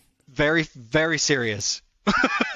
I could tell that even from not being in person, like just watching him talk, when he's not doing music. I tried to take a picture with him and he punched me in the stomach. No photos, huh? Okay. Or he just wanted to be caught in the photo punching you. It wasn't like a full on like it was kind of like get out of here kind of. Yeah. But okay. Serious dude, huh? Yeah. Yes, and Sifu calls him Bobby, which is the most amazing thing. And he's like, "Oh yeah, Bobby." Wait, that's his real name or something? Yeah, Bobby. Okay. Yeah, Bobby Digital. Okay. That's Bobby. So yeah, he'd be like, "Oh, Bobby's coming. Oh, you see Bobby's new movie, whatever." Like, yeah, well, we're gonna go see Bobby's movie. Yeah. Right. So yeah, so I don't know if all of them trained, but I know Bobby sure did. And I believe Bobby was there. First disciple. Yep. Wow. Mm-hmm. So yeah. I told this to somebody recently. I was like, yeah, I trained, Kung Fu for like 7 years and was a disciple the whole thing. And they were like, this is the most insane story. Like, this is something that nobody knows. Like, it's like Ian, comedian, was like, this is my favorite Alan story ever. Like, this is my favorite fact about you, the best thing I've ever learned about you. Like, it's not something like I talk about a lot. But it was formative. I've stuck on this word recently, formative. There's a couple words I've like rotated into my lexicon, but formative is one of them. And training the temple was formative. To say it was formative is the massive understatement. So I've honestly through the pandemic, Sifu did like web classes basically, and I've always wanted to get him on my stream and either do a talk or just do stretches. Just start the morning stream with like some stretches with Sifu would be like the best thing in the world. So I may reach out to him, but yeah, it's definitely something I've thought about a lot. Is not a lot, but it's something that every once in a while I'm like, I should just like do like a birthday stream and do like a 12-hour marathon and just like 3 times throughout the day have Sifu show up and like we do our like stretches and shit. Would be incredible. I mean, you should do it. You could do it tomorrow. I mean, you don't have to wait till it's your birthday. As he says, every day is your birthday. Every day is your birthday. That's right. Yep. Doesn't have to be your birthday. Every day is a special occasion. So yeah, that's just wild. I have not done Kung Fu or martial arts, but I have recently started reading texts on Buddhism. Like, okay, so right. I grew up as an altar boy. I grew up Catholic, fully baptized, confirmed, the whole 9 yards, and no longer a practicing Christian. I'm lapsed, but I've been trying to explore different things, and I've actually found. Wow, that was a long setup. I found like the sort of the ideas of Buddhism to be very interesting, even for content creators. So I think one thing, I don't know if like you absorb this during, like, I guess there's so many different sects or schools of Buddhism, but I've been really into like the whole Zen Buddhism and beginner's mind kind of mindset. Okay. Not familiar. Are you okay? So basically, in the beginner's mind, there are infinite possibilities. In the expert's mind, there are few. Okay. And that's kind of how I'm trying to, I mean, obviously nobody's perfect, but I'm trying to use that more in my content, because it's like basically it's like saying there are no sacred cows, right? So whether I'm recording my 200th podcast, or I should probably try to treat this as like keeping an open mind to like the possibilities, right? So I think this is fairly applicable for content or for building magic decks. It's like, if you cannot stay open-minded, then you will never see the possibilities, or you will be like tunnel visioning. You'll have too much tunnel vision, which prevents you from growing. So I'm really trying to like put that into practice. And this is a really odd thing to say in the middle of this interview, but it's like I'm really like, since we're here, like, yeah, of course, it's something I'm trying to be more intentional about it, which is kind of ironic, right? Being intentional about having a beginner's mind. Yep. But yeah. So I feel like there are lots of things that you learn from beliefs or ways of thinking that can be applied to content, and I thought you seemed like a thoughtful dude, so I thought I would share that with you. So yeah, that's awesome, and I love it, is the being open, and it's like it's an extremely relevant parallel, because it's something that I see people struggle with all the time, is trying to find a format or piece of content or whatever that sticks, that people want to watch, that is going to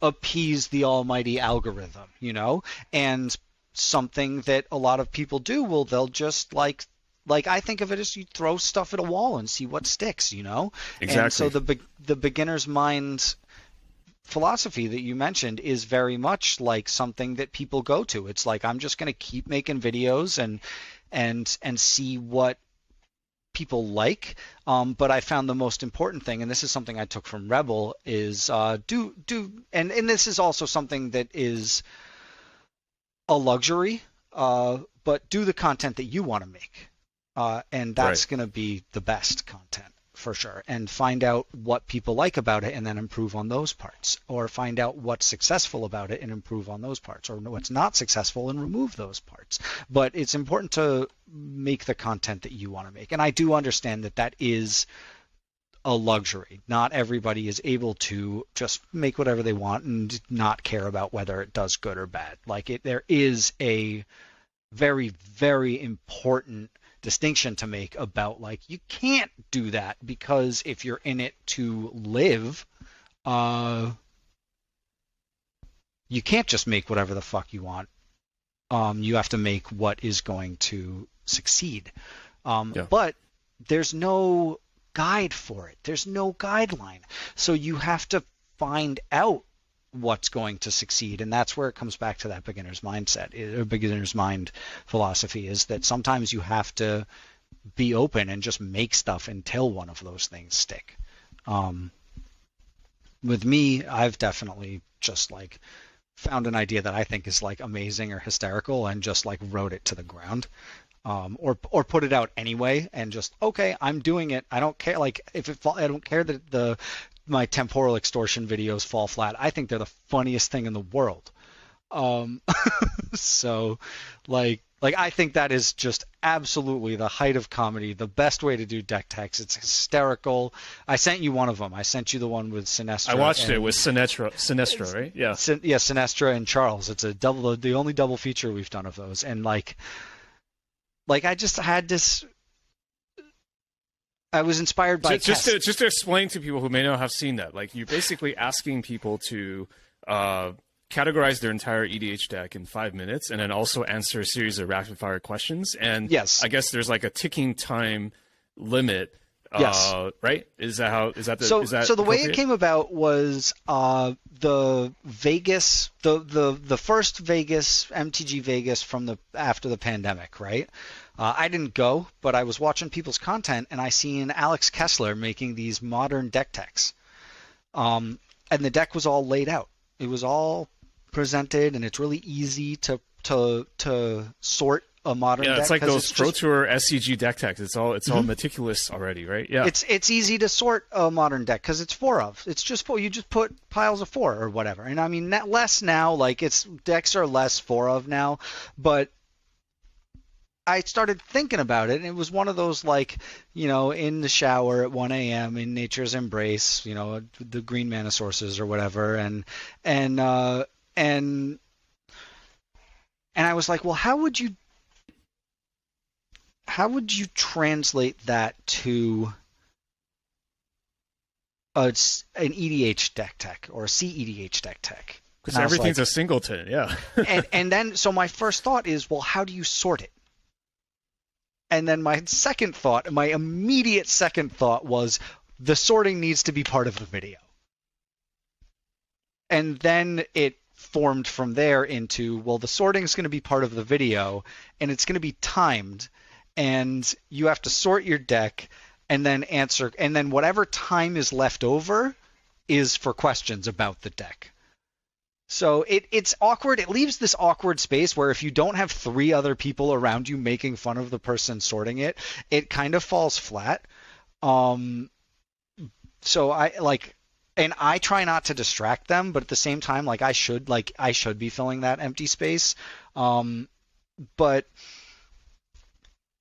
then I chose, so then my co-host Cyrus was like, well, you need a playmat with the things on it so that people know you. His exact words were, you need the playmat so that people know you're serious. Which is like so I made the playmat. I made the playmat, and it's hysterical. It's just the stupidest, it's got the name of the show on it. I love it. It's got our 8 sections. We've got land, utility land, draw, ramp, synergy, answers, win cons, and the grump, which I got from Scoop Phase, which is anything that doesn't fit into the other categories. Right. And Ian has been consistently making fun of me for these piles, because they're kind of ambiguous, right? You could take, there's no section for tutors, so you have to kind of just figure out where you want tutors to go, right? Because they don't really fit into any of those. It's I love that part of the Sinestra video where it's I think it was either himself or somebody was telling them everything is in ramp. Just put all your 99 cards into ramp. That was hilarious. I love that part. Yeah, just all goes into ramp. It doesn't matter.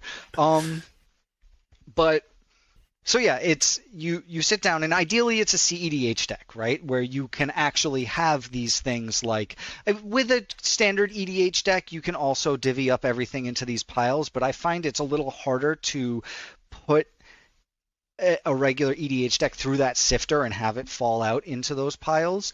And the other thing about it is these people CEDH pilots know these decks inside and out, right? They know this deck, they know every card in it. They know what that card's role is. But then when you say, is that card ramp? Is it synergy? Is it a win con? You have to start thinking of these cards in a specific definition, and it might not be a definition that you immediately can translate. So It becomes a difficult endeavor to sort it into this pile.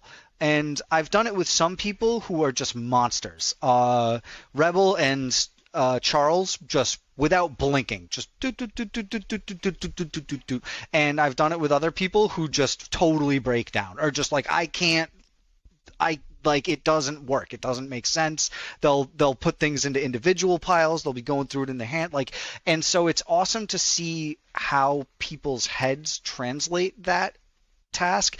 And then the questions are super, super simple questions. They're the easiest questions in the world. But after 2.5 minutes of freaking out, it's the person's a little bit frazzled, So I think it's a really, really funny piece of content, and I'm going to keep doing them for sure.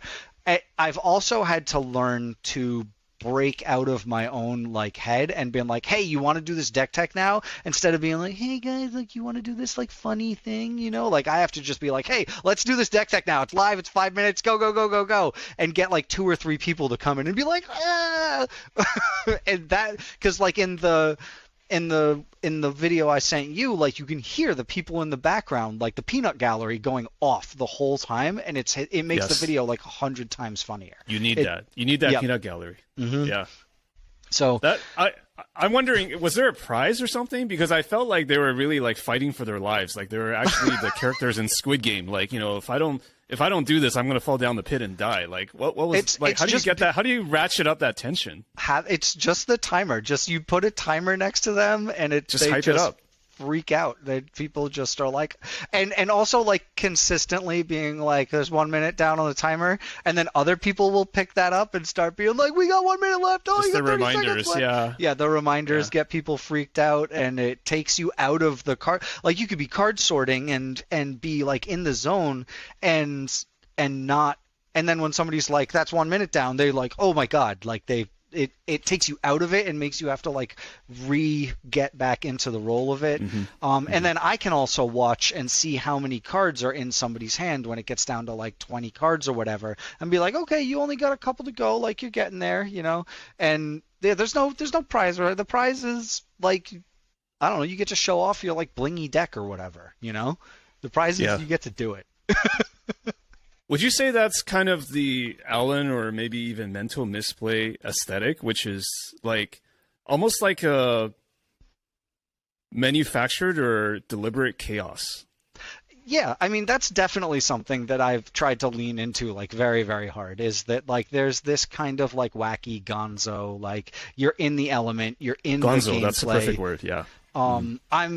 I'm forever mad that Rebel thought of with her Untitled videos, passing around the phone to film gameplay is the most immersive, the most mind-boggling gameplay experience ever. That's brilliant. That's brilliant. Is the best thing. I'm like, I will forever be jealous, and like there's this big like push for like be happy for other people's success, be happy, like celebrate other people's wins and all that. But to actually literally do it or to change the point of view, that's just like crazy, right? That's like 4D chess. So like I'm so pleased with Rebel's success and so psyched to see her like figure out this amazing format for recording Commander games. I will forever be tight as fuck that she came up with that, because I want to be like, it's so smart, it's so good.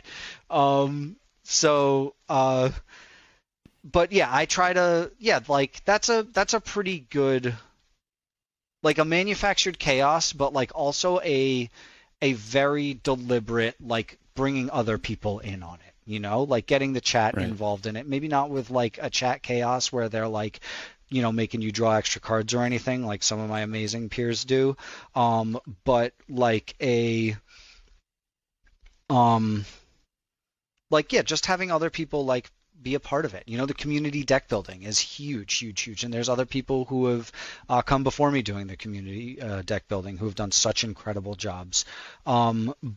And really inspired me to do it as well. Chase is one of them, and I know Commander Mechanic does a little bit of it as well, and that like it's a huge inspiration for me, and I'm so thankful to the people who did it before me. But I always try to like recognize where I'm getting these inspirations from, but at the same time, I also try to like you said, create this manufactured chaos, but also have it be immersive, I think is really, really important. So that's why pulling people into the group as well. Yeah. Yep. And so that the Temporal Extortion deck tech is like, it's so like wacky and stupid. Like it's got I've never really watched all of like the Billy on the Street interviews and stuff like that, but like that's the energy that I see it, and I'm like, that's what we want to be doing. A really big inspiration for me was I was telling Veggie about this on our car ride recently. There is an old, I think it was on Adult Swim, it was a fake kids show called Wonder Chosen. And it was like there was puppets and stuff, but they would have this segment with a little girl in like a trench coat with the microphone with the mic flag on it, and it was called Beat Kids, and the theme was, it would be like kids on the street, kids on the beat, kids on the kids. beat, yeah, beat kids, and then it's like these two fists with knuckles that say Beat Kids on it, which is like, these guys are obviously like running this as far as they can to like be inflammatory, but then like they send this girl to Wall Street. And she says, hey, I'm here. And she's like a little girl. And I'm here on Wall Street asking all the Wall Street people who they've exploited today. And she's running up to Wall Street dudes on Wall Street with a microphone going, "Hey, I'm with Beat Kids. Who have you exploited today?" And these dudes are like, "Oh." And it's like, I'm not trying to do I'm not trying to like prey on people like that. Like I feel like to use the word you're being good humored about it, I would say. Yeah. But the closest move was like going when I went to Marquesa and did the floor coverage. We'll just call it floor coverage with the selfie stand and the microphone. Yeah, and, tournament coverage, right? Yeah. Yeah. I sent you that video because that video has one of the funniest bits of all time in it, which we thought of in the car on the way to the tournament, which is asking people what their 3 favorite creatures in their commander deck are. And it's like these people who are so in the zone at the tournament. They're so like focused on what their deck is, what all the cards do, and all that. Yeah. I'm like, what are your 3 favorite cards? And they rattle off. They'll be like Dockside Extortionist, Thassa's Oracle, and the commander, Timna. And I'm like, all right, Dockside Extortionist, Timna, Thassa's Oracle, fuck, marry, kill, go. And the reactions were so funny. And I want to be doing the floor coverage professionally, right? Like professionally. I want to get paid to do it. I want to do that. I want to do that on the Wizards main page. I literally want to be on the Magic main page at whatever Command Fests, and they can cut away and be like, and now to Alan live on the floor. But I can't do fuck, marry, kill on the Wizards main one, right? Might have to tone it down a little bit, yeah. Yeah, but it's like to me, it was the funniest joke of all time. And we thought of it in the car, on the way there. We were crying laughing because the setup is so perfect. It's what's your favorite 3 favorite creatures? And so at Command Fest, I started doing it a little bit as well. When I went to Richmond, you could be like, oh, what commanders did you bring with you? Name 3 commander decks you brought with you. And people would name 3 commanders. And then I'd be like, all right, fuck, marry, kill, go. And it's these people, I think I did it to Krim or somebody. And it was people who are so used to being forward facing and being asked questions where the lead up's going to be easy and they're going to expect what happens. The road questions. That comes out of nowhere, and it's just the funniest fucking thing in the world. And the worst part is I know it's coming, so I'm holding the selfie stick and you're trying to suppress you're trying not to give it away, right? And you could see, I sent you the video, you could see me literally go, what are your 3 favorite things? And they say it and I go, okay. And then I look at the camera and I'm like, oh, here we go. And because I know it's coming. It's the fun. So right. So yeah, there's a manufactured chaos, there's this kind of I want it to be uh-oh, Alan's showing up, what kind of stupid nonsense is he going to ask? So when I went to the new Capenna thing, I was doing trivia, and I made sure the questions were there was 1 question about Magic and the rest of them were oddball questions that were way off, Right. So I that's something that I want to work into it, is rather than just being how are you today? What are you playing? What events are you doing? Is to also have something specific to the event that is also a gag. Yes. So yes. And then the easy one that we came up with was okay, say this is something I asked. I did this to at least 2 people. I would be like, all right, okay, here's a good one. Hypothetically, this is a hypothetical situation. If you went on a 4-day trip, or 5 days, 4 nights, and 5 days, 4 nights away from your home, would you say 4 pairs of underwear is appropriate, or would you think that person, hypothetically, this is not me, a hypothetical person, if they only brought 3 pairs of underwear on that trip, would that person be a wild animal? Would you think that person is disgusting? Or is my wife wrong? Doing little comedy bits, yeah. So there's I want there to be like those really wild, off the wall moments, and like the Billy on the Street ones are perfect. It's we have a pack of Magic cards, and it's like name 2 commanders for a pack of Theros, whatever, like trash pack, you have it like name this for a pack, name this for a pack, do this for a pack, is like, that's a little too on the nose, but at the same time it's like kind of funny. But that's like a little too abrasive. I do like the interview, the back and forth, but then like while you're doing that, you say something that puts somebody on the back foot, but not in a predatory way. That's the important part, is you don't want to do it in a way that is, there's other words for it, but yeah, predatory. You don't want to do it in an exploitive way. Right. So you're not trying to make them uncomfortable. It's just like you're throwing them a little bit of a curveball, right? Yes, because most of the time people are expecting just like softball, so you're just giving them a curveball once in a while. Yep. And then like once the viewers catch on that, like, if I'm doing this to like they'll want to see if I'm asking every person this question, or if it's not every person, they'll watch to see if every person gets this question, and they'll watch to see what that's the punchline. They'll watch to see if that punchline's there, and watch to see for that punchline. So that's like a goal for sure. Yeah. So, but yes. Have you had to manufacture it, right? Yeah. Yeah. That's and through everything we do, through the wacky Commander games, through me, I made like the stupidest meme today, and I was so happy with it. Like that's like that's the goal. That's what we're trying to do. That's what I like to do anyway. And I know Cyrus has that kind of like, Cyrus has a meme page on Instagram called MTG Dude, and it's just this like, he's been hitting them out of the park recently. They're so funny. So what were you gonna ask though? I'm sorry. No, I mean, this is great. I was just gonna ask. So, have there been times where you do these sorts of Gonzo interviews where you have somebody who's just kind of flabbergasted, so they don't actually know how to respond to fuck, marry, kill? Have you had to like cut segments out because of like, because like sometimes people are just not in that wavelength at all, right? It's not anything against you or them. It's just like because you know how when TV spots, right, or cable TV or shows, they do their person on the street stuff. Obviously, they're cutting out the stuff where it's like super awkward, or the girl asks the Wall Street banker, and somebody actually gets super angry and it's not pleasant or whatever. They cut those parts out. So have you had like a lot of outtakes as well on this? Occasionally, yeah. There's been some outtakes.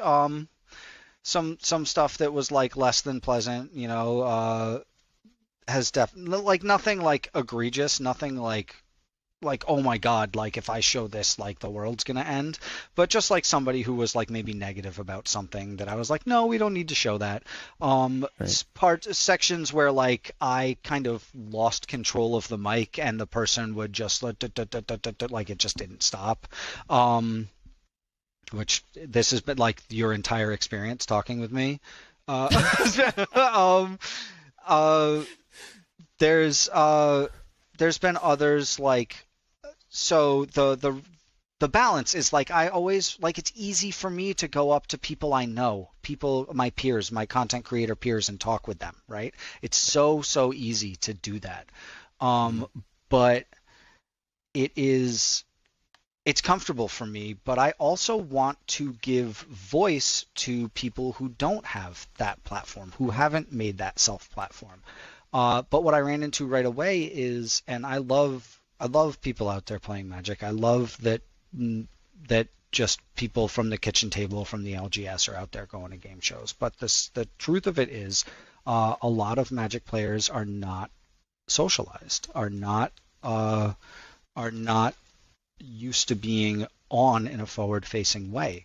So if I'm like, I've literally, there was a dude who I was like, hey, you want to talk to the camera for a minute? And he was like, yep. And I was like, how you doing today? And he was like, good. And I was like, oh, cool. What are you here to do? He's like, buy cards, play cards. I was like, oh, anything exciting you're trying to do? He's buy cards, play cards. And I was just like, he was just like one word answers. You got to add a little extra for the camera. You have to. Yeah. So it's like stuff like that. Like that's been my real like, or people who are just kind of like, Right. There's been like, so those are like the real, like, okay, we don't need to put those up. And then I had like one other experience where a guy was like being negative about something, and I was like, okay, like, and the thing is, I'm live, right? So when I'm doing them, I'm live. So it's like anything could happen. Like, it's not just me. Yeah. Anything could happen. So and like that's sometimes something. It's like, where's the noose, right? Where's the noose? Where's the Michigan J Frog style, the cane where you pull them off the stage. Yes. Yes. So yeah, that's part of it, is that because I'm live, like you could get the kid in there who's like, I like turtles, or like any of the other memes. But like that's another one that I've run into. I want to do it so bad, and I'm just so like, the risk is so like outweighs the reward almost. You're just chasing that adrenaline, right? Like a junkie. I've done it twice, 3 times maybe. Spell table pickup games live. Where you just go into the spell table lobby and you say, "Hey guys, we're going live. You ready?" And they're like, and as people get into the channel, I'm like, "Guys, I want you to know we're going to be live on my channel. You could watch it here." And I love the idea of it, and the risk is just astronomical. Like I cannot. I'm getting goosebumps just thinking about it. Like, what if this person is X, fill in the blank? Yep. Yeah. The risk outweighs the reward. So I've only done it a couple times. I want to do it so bad. I want to do it all the time. But it's like, the other part of it is like, the games are just kind of like, they're like okay games. They're not like incredible or anything. And the people are like, they're not, the people playing Spell Table are not like on, right? Like, I want to get a pod live that is like everybody's on full blast, and 3 people who showed up to play Spell Table Magic aren't necessarily going to be like klaxons on max, so that's the other part of it, is it's like maybe not the most entertaining, but that's something that like I think about a lot. Like I what think, what is it about you that is so thrill seeking? Like, you seem really turned on, for lack of a better word, about this chaos, right? I feel it's the entertainment value of it, right? Is like, so okay, so we can go back here. We can dial it we can rewind way back. Wherever you want to go, my friend. I went to art school. I did. This is so, and you're like connecting things that like I'm not connecting here, which is amazing. I went to art school, and I did fine art photochemical photography in art school. That was like what I did there. And before that, I had done 6 years before college. I did 4 years of photochemical photography in high school and 2 years in junior high school. So I was like, and my dad had a photo studio in Manhattan before he was deep on the boat stuff. He did commercial photography. So I like grew up in a photo studio. So that's something that like was like burned into me, was like in high school. Like, I was exhaustively trained I went to like a high school in Brooklyn that had, at the time, I'm sure it's still, but had the best photography programs in America. And our teacher would sit us down and just go through the Magnum photography club like books of like Bresson and all them, and just be like, this is what good photographs look like. This is good composition. This is good contrast. This is what good photographs look like. So all that was like drilled into me. And after 6 years of it, I was like, I want to do industrial design. So I went to the school that I did because they had an industrial design program. And while they were doing, like, I've had enough of photography. And then like while I was doing like the year 1, like do all the different classes, I was like, oh wait, I'm super good at this. Like, I was like, oh, I'm actually like, the 6 years of my doing this actually made me good at it. So I went back into it, and I did it in college, and I had a blast. And I did all different types. I did a lot of like large format from the German, the Becher School of large format industrial photography, of like the big square buildings and stuff like that. That like really struck a chord with me. I really, really liked that kind of uh, subject. But then the portraiture that came out of that school as well really interested me, of like the simple portrait of like the Avedon style, like plain portrait on the white background. But I was also like in that chaos thrill seeking mode in college of like, I have all these rowdy art school friends and we're going to be rowdy idiots all the time. And so I tried to like find a way to tie that in. And I ended up, and this was like at the time where Jackass was like a mainstay, a cultural force, let's put it that way. I was going to say a mainstay in the cultural zeitgeist, right? Like it was their time.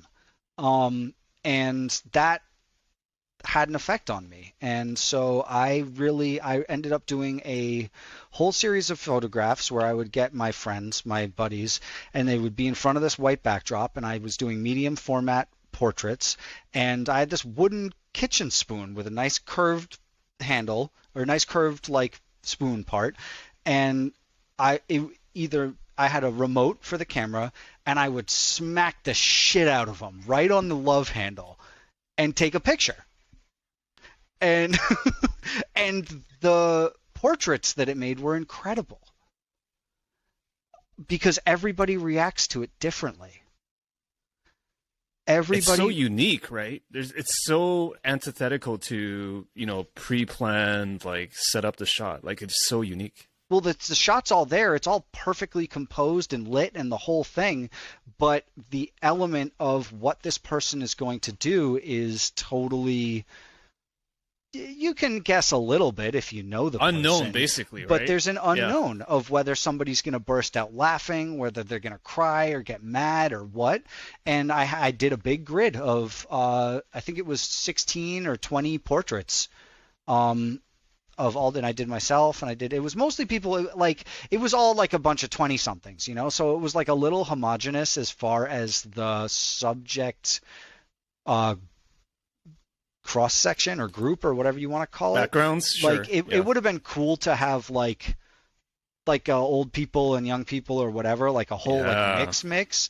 But it was mostly just my stupid art school friends. But the portraits were wild, and I ended up writing this whole thesis on like violence as a spectator event and shock culture and jackass culture and all that sort of stuff. So it does tie back that performative violence or performative chaos.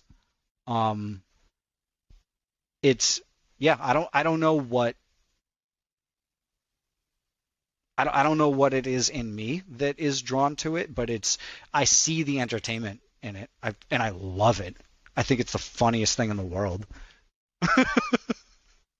So I think that's the answer right there. You're an artist. Like you're a creative person, and I think it's true for everybody. Like everything that we have experienced in our lives allows us to be what we are today. So whether we're doing magic content or I'm just interviewing you right now, like everything that in my lived experience allowed me to do this today. And that's just the facts, right? So it's just like one creative or chaotic thing after another. It just snowballs, right? Yep. So it's and I'm always trying to be more than the sum of those parts as well. That's something I like. The phrase "more than the sum of its parts" is like always rattling around in my head. And when I see things that fit that, they resonate with me as well. So I'm trying to be that as well. I'm trying to be big. Well, let's talk about that a little bit.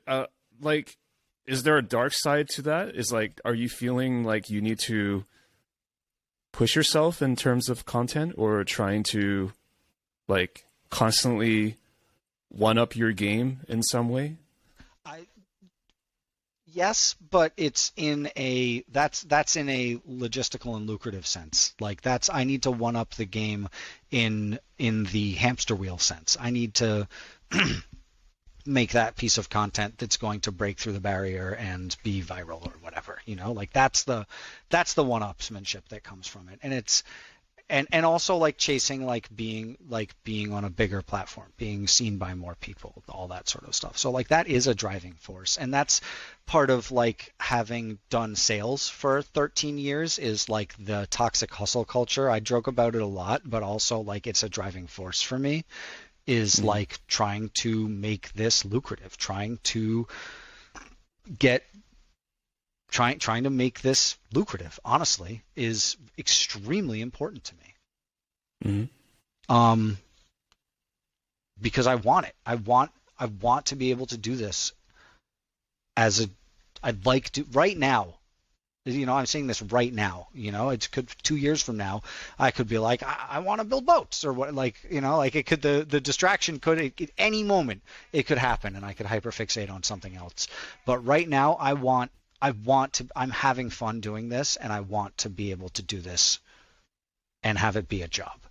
And so I made the switch recently of like calling it a job. I tell my kid, I put my kid to bed and I say, okay, I got to go to work now. And I go downstairs and I stream. So like calling it work, going to Command Fest and going live work, rather than like, I'm going to go play is a big switch that I had to do.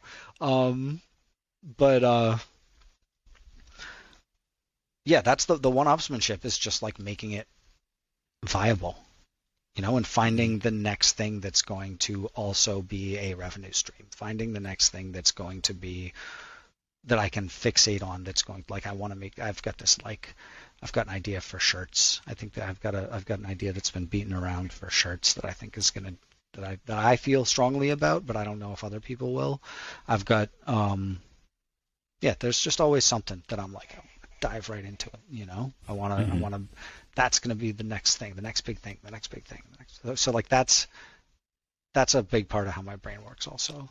And it's the same with the decks, the same with deck building. Like I get fixated on one deck, or I'll get fixated on, and Magic's, it used to be like I'd get fixated on the new set, whatever the new set is, but they flooded that. You can't do that anymore. They're coming out every week with a new set.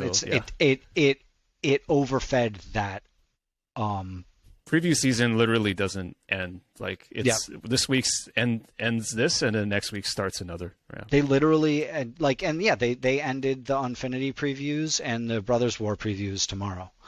They ended the Infinity preview today or yesterday, and Brothers War preview starts tomorrow. Not talk like about a hamster wheel, huh? Yeah. Not the full spoiler season or whatever, but like they're gonna drop previews tomorrow. And like it used to be that I would be like, I can't wait to get the new set. I am fixated on these cards. I'm dying to play with them. And now I can't keep up with them. The cards themselves and the sets coming out don't feed that next big thing for me anymore. So the next big thing for me is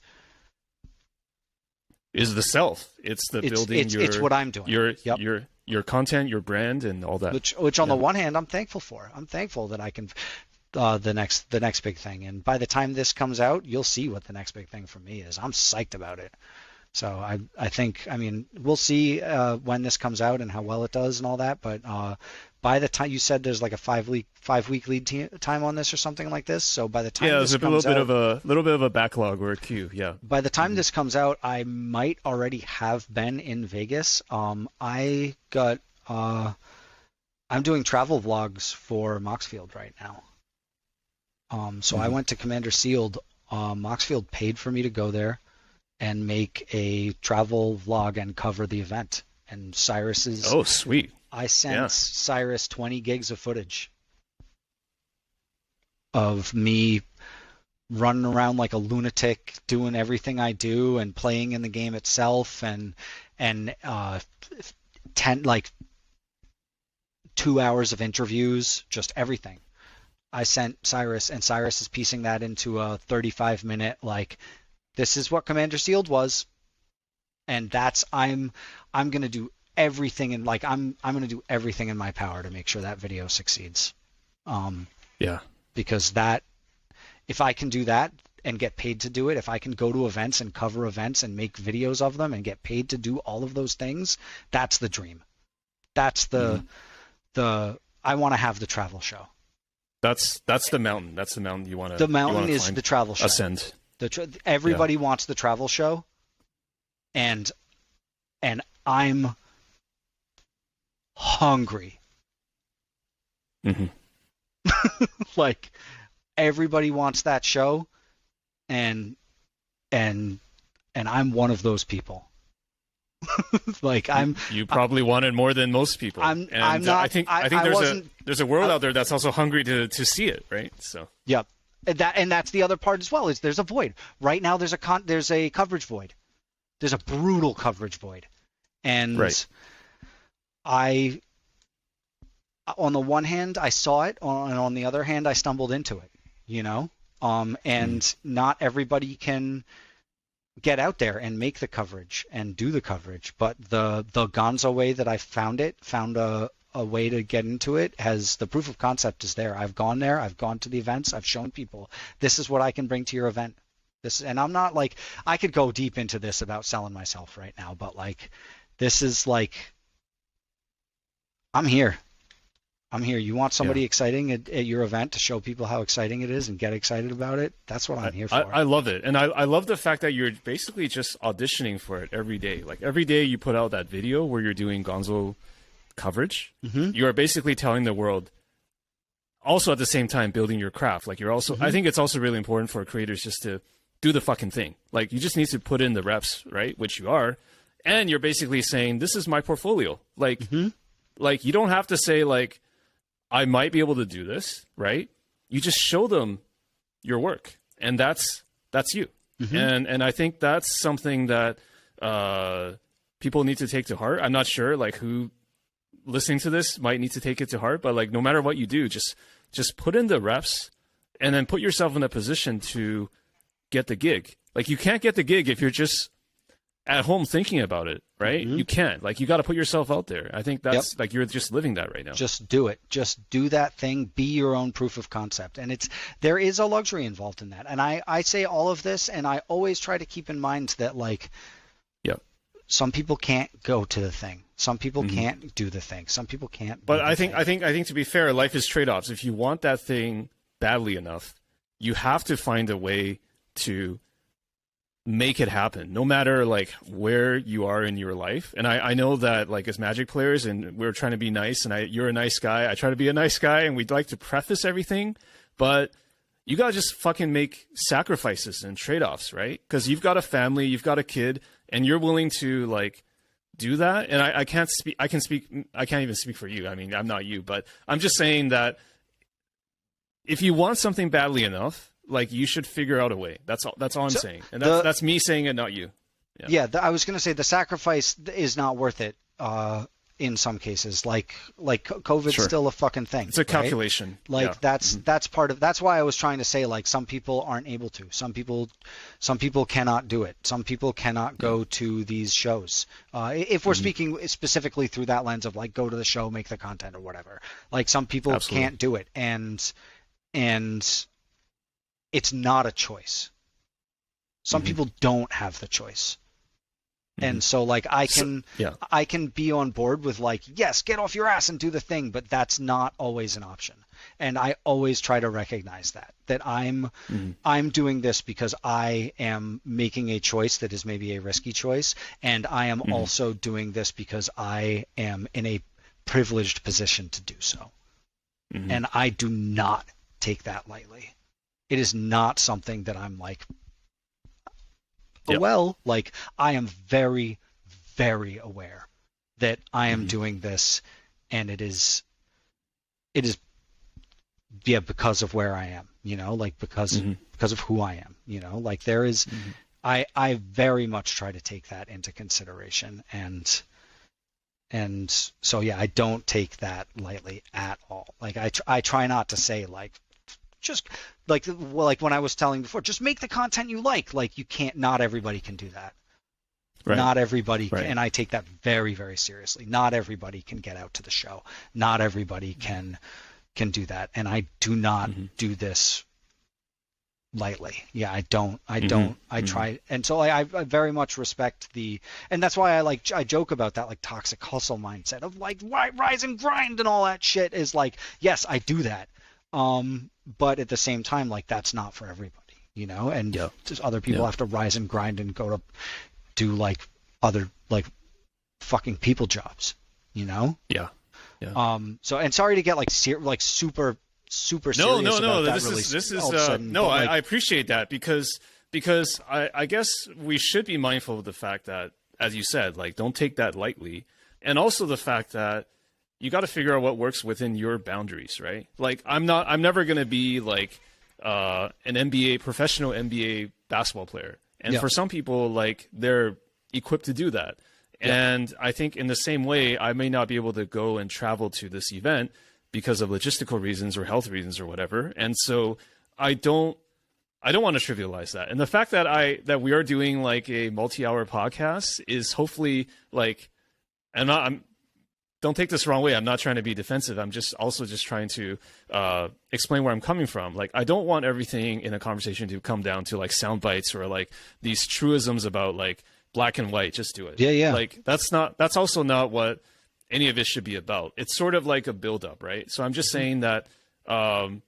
Wow, now it's me rambling. I'm just trying to say I'm happy for like what you're trying to do within your scope and your zone of influence. Like you're trying to, and I love the honesty too. It's just like I'm the same way. Like I don't like to, if I decide to do this, I do not want to half-ass it, right? I don't want to be like, oh, I'm not really trying, LOL. I'm not like I don't want to be serious about it or like try to act like I'm sort of aloof, right? Yeah. Like if I want to build content, I want to figure out the best fucking way I can build the content. Like I'm willing to, it goes back to the beginner's mind. I'm willing to try whatever works, to try and hopefully get there. Yeah. And I know that I'm never going to get there because it's just, like as creators, like our minds are just wired to be like, I will never be satisfied. Yeah. I could have like 2 million subscribers on YouTube today, and I'll be like, how do I get 2.5? Yep. Like that's just who we are. And I think there's a whole like mental health insanity, like reconciling this thing with yourself issue where like we have to manage it, right? So, but I just want to say that I'm happy for where you are and where you feel like you're going. That's all. I was not trying to be defensive. I'm sorry if I came off as defensive. Thank you. No, I'm sorry if I came across as defensive. I'm not saying you No. are. I'm saying that I'm not trying to defend. Anyways. I got you. I got you. Yeah. I'm. Thank you. First of all, it's I'm no small amount of proud of where I am right now. And it's been 2 years of proof of concept, 2 years of showing up every day, you know, showing up at streaming every day, and then like going to the shows and doing the live coverage was just like another one of those it was a shower thought. It was a straight up shower thought, and I was like, that's the thing. And there was the perfect storm of there being nobody else doing it and there being a need for it, and then doing it in front of the right people. But also like that comes from the sales training. Pitching in front of the right people is everything. And I was given the opportunity to do that in Bellevue. I pitched in front of the right people and it worked. I pitched in front of the right people at the right time, and it got me to what I needed. It got the eyes on me that I needed, you know, and I showed people that I'm willing to show up and do the work.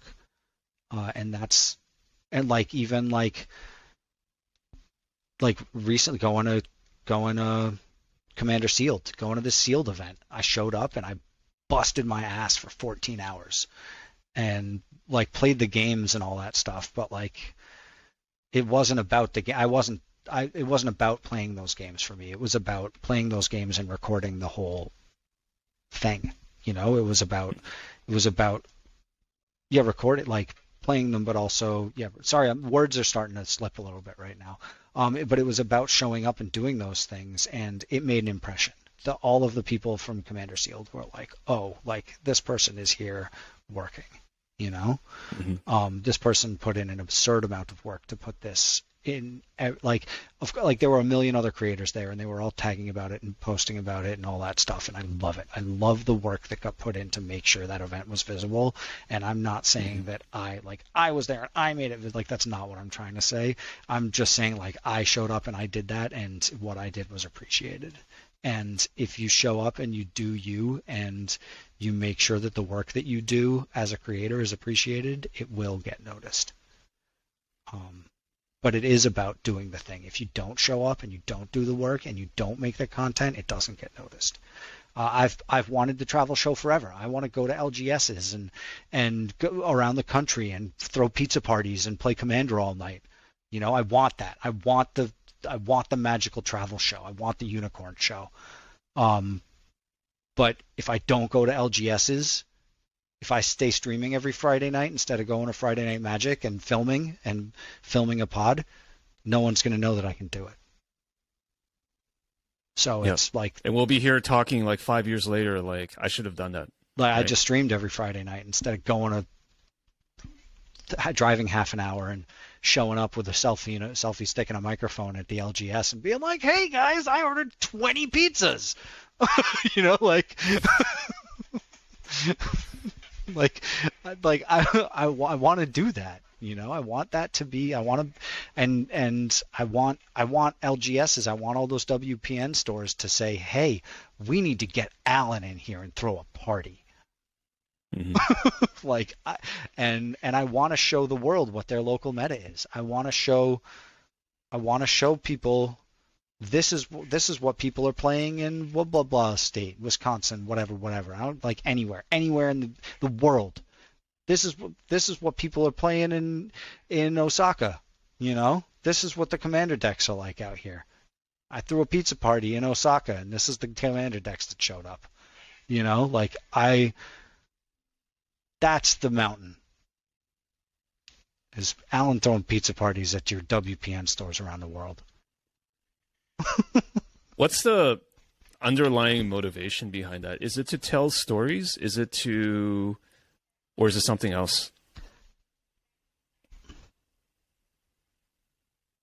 I mean, there's obviously the motivation of like, I want to make this a career, but like, is there also just the output itself? You choose to frame your output in this way. Is it storytelling or is it something else? It's creating a party. Like, it's creating a fun atmosphere. It's being that guy. Like, that's a big part of it. But another part of it is like, I see the value in sharing a localized event with a bigger audience. I see the value for everybody in that.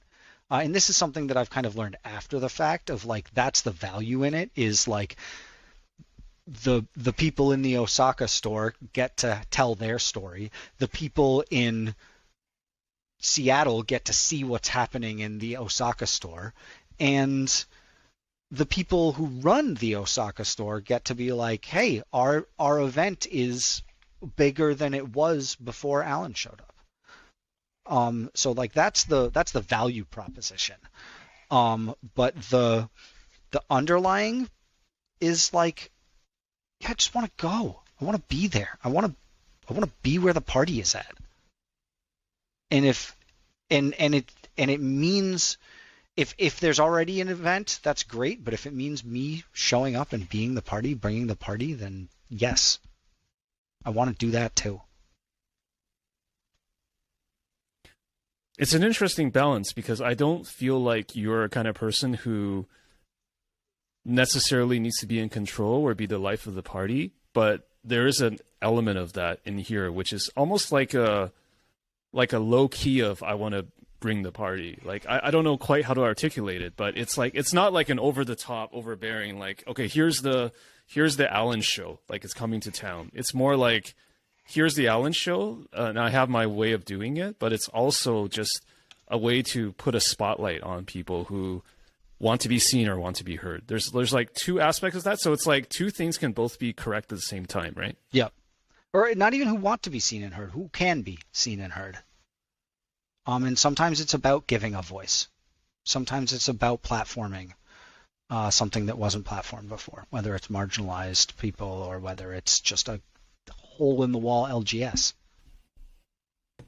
And sometimes it's about, creating that atmosphere and or sharing that atmosphere, finding that atmosphere where it already was and sharing it. And part of that comes from like the kinetic, punk rock mosh pit or whatever of like that there's no way to share the feeling of being in a mosh pit without being in it.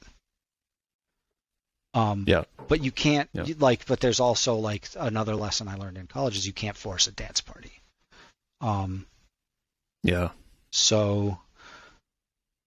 So the atmosphere, the storm has to happen, so like that's been a lot of like what I was saying before is like my learning how to act in certain situations has come of me acting incorrectly in so many situations. So like, when I go to the LGS and it's like not the scene for a party, I'm like, okay, no doubt there's no party right. I'm not going to bust out the camera. Oh, people are just kind of like hanging out. Like I don't want to like change the sanctity of this atmosphere by being like, and we're live, like, it's time. It's Alan, the oblivious guy, live with you. That's not what I want, I want it to be appropriate. And that's part of sales training is you have to behave appropriately. There's a time and place. You can control your activity and your behavior. And you have to behave appropriately. Like you don't go into the law firm office, trying to sell I'd sold water coolers in Manhattan. You don't go into the law firm office and be like super jocular, and you don't go into the streetwear store and be fucking ultra nerd, be a fucking like button up. Yeah. Wedgie, waiting to happen. So, like it's be approach. So like, I want to do that, but it's also like you have to set that atmosphere. You have to set that expectation. But this is all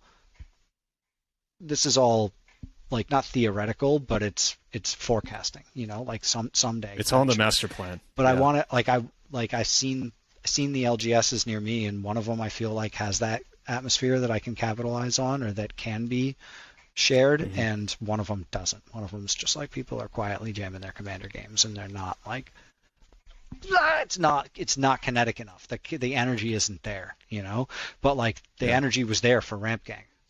We had it. It's there. It's still there. I was able to have. This was over the New Capenna release weekend when Rebel and Lua threw that event, and there were one of the mothership people showed up, and I was like, "Yo, we're going to my buddy's house tomorrow to play Magic. You want to come?" And they came out and they got to meet the Ramp Gang, and I didn't tell anybody who this cat was. I was just like, "This is our friend." He came through and he jammed games, and he got to see like the full effect of like what playing CEDH with my lunatic buddies was like.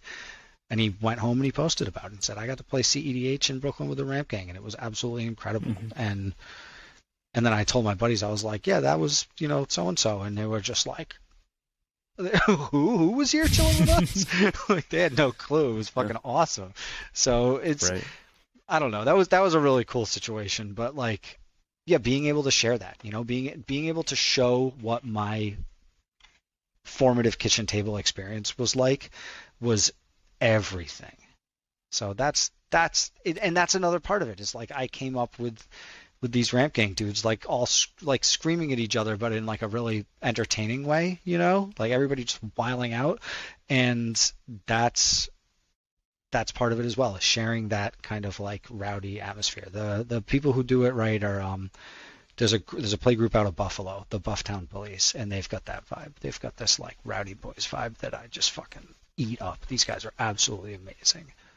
But it's not like a rowdy boys where it's like toxic. It's like they also are like they're doing something positive. They're creating a good name for CEDH. They're creating a good name for Commander players, that sort of thing. Yeah, rock on. Hey, Alan, I think this might be a good time to call it. Oh yeah, this is we went down the spectrum. We stomped over some of your content journey, and no, this is I love it. So Awesome. last question for you: what's the best place for people to find you on social media, or where you would like to be found? The running gag is that you can find me anywhere you can write Mental Misplay. You can type it into your Google, and mentalmisplay.com will bring up our website. You can put it in Twitter. It's the other way around in Twitter, Misplay Mental. Yeah.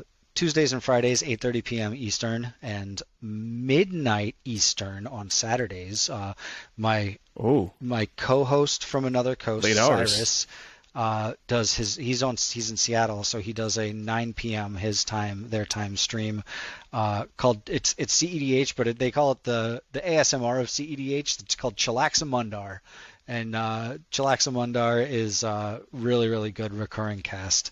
But you can find us on Twitch, on YouTube. Keep an eye out for these travel vlogs, because that's all I want to be doing. And the running gag is you can go down to the ocean and write Mental Misplay in the sand, and I'll pop right out of the waves and throw a pizza party with you. We'll have a little beach blanket party. The running gag is I can just make a Mental Misplay while I play Magic, and then you'll just show up in the room like Beetlejuice, right? Yeah, you gotta write it. You gotta carve it into the wall or something. You gotta spray paint it on the outside of a abandoned Pizza Hut, and I'll show up. The question is, are you gonna show up with a club, or are you gonna show up with a sword?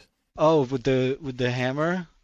Yeah, I don't know. Yeah, the hammer. Yes. It's gonna be. Are we getting Alan of the hammer? Or are we getting Alan of the Shaolin sword? There's a club upstairs too. I have a club. It's the handle of an oar. It's really good. It's a good one. That's upstairs on top of the fridge. Yeah, that's all the places you can find me. There's more too. Instagram. There's a TikTok. It's real dumb.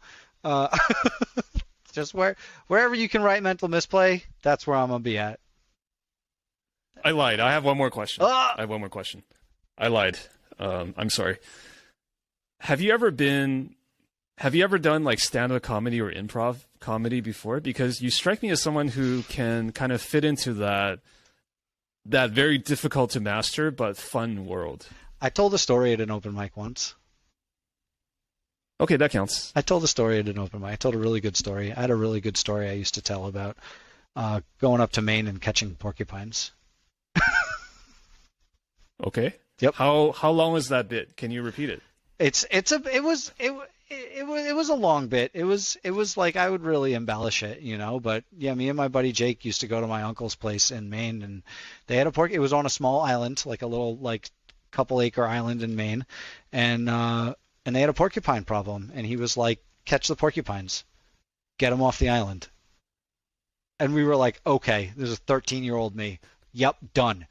And we set like a straight up Looney Tunes trap under the tree outside. We did a big tarp and tied all the four corners up above the tree, and threw bread on the tarp, and we would just look out the window. This is an island with like no electricity, no running water, all that stuff. So we would just look out the window with a flashlight, and when there was a porcupine on it, we had the line from above the tree that would go all the way to the front door of the house, and we'd run out the front door of the house and grab the line and run the other way, and the porcupine would whoop, right up in the tarp. And then we put a 55-gallon garbage can and put it in the tarp, put it in the garbage can, and then it's on an island. So we'd have to take it off the island, and this is at night, so we'd have to jump in the little boat with the little 9 horsepower motor at night and go across the river. And while my buddy is sitting on the garbage can with his hands over the lid, and we would go across the river. So we'd be in the pitch dark, one of us with a flashlight, me with the flashlight steering the boat with the 9 horsepower motor going across the river, and my buddy Jake sitting on the garbage can with his hands over the lid, and then we'd have to ram the boat into wooded rocky shore, and then dump the tarp garbage, dump the porcupine out. So we did it. We got rid of 2 porcupines that summer. So epic. It was a big long story, but basically, yeah, I would tell a story about catching porcupines. So it's a real true story. It was a different time. You can't make this up. True story. Nope, I haven't told that story in a long time. Alan, thank you so much for your time, my friend. And I wish you all the best in your content aspirations journey, and have a good rest of the evening where you are. Thank you so much. I really appreciate it. Thank you for having me on. Thank you for letting me ramble. I appreciate it a lot. And yeah, I don't think there's anything we need to scrub from it. So I don't know. I'll let you know. Thank you, though. This is truly a privilege and an honor. Truly, truly. I really, really appreciate it, James. Pleasure's all mine.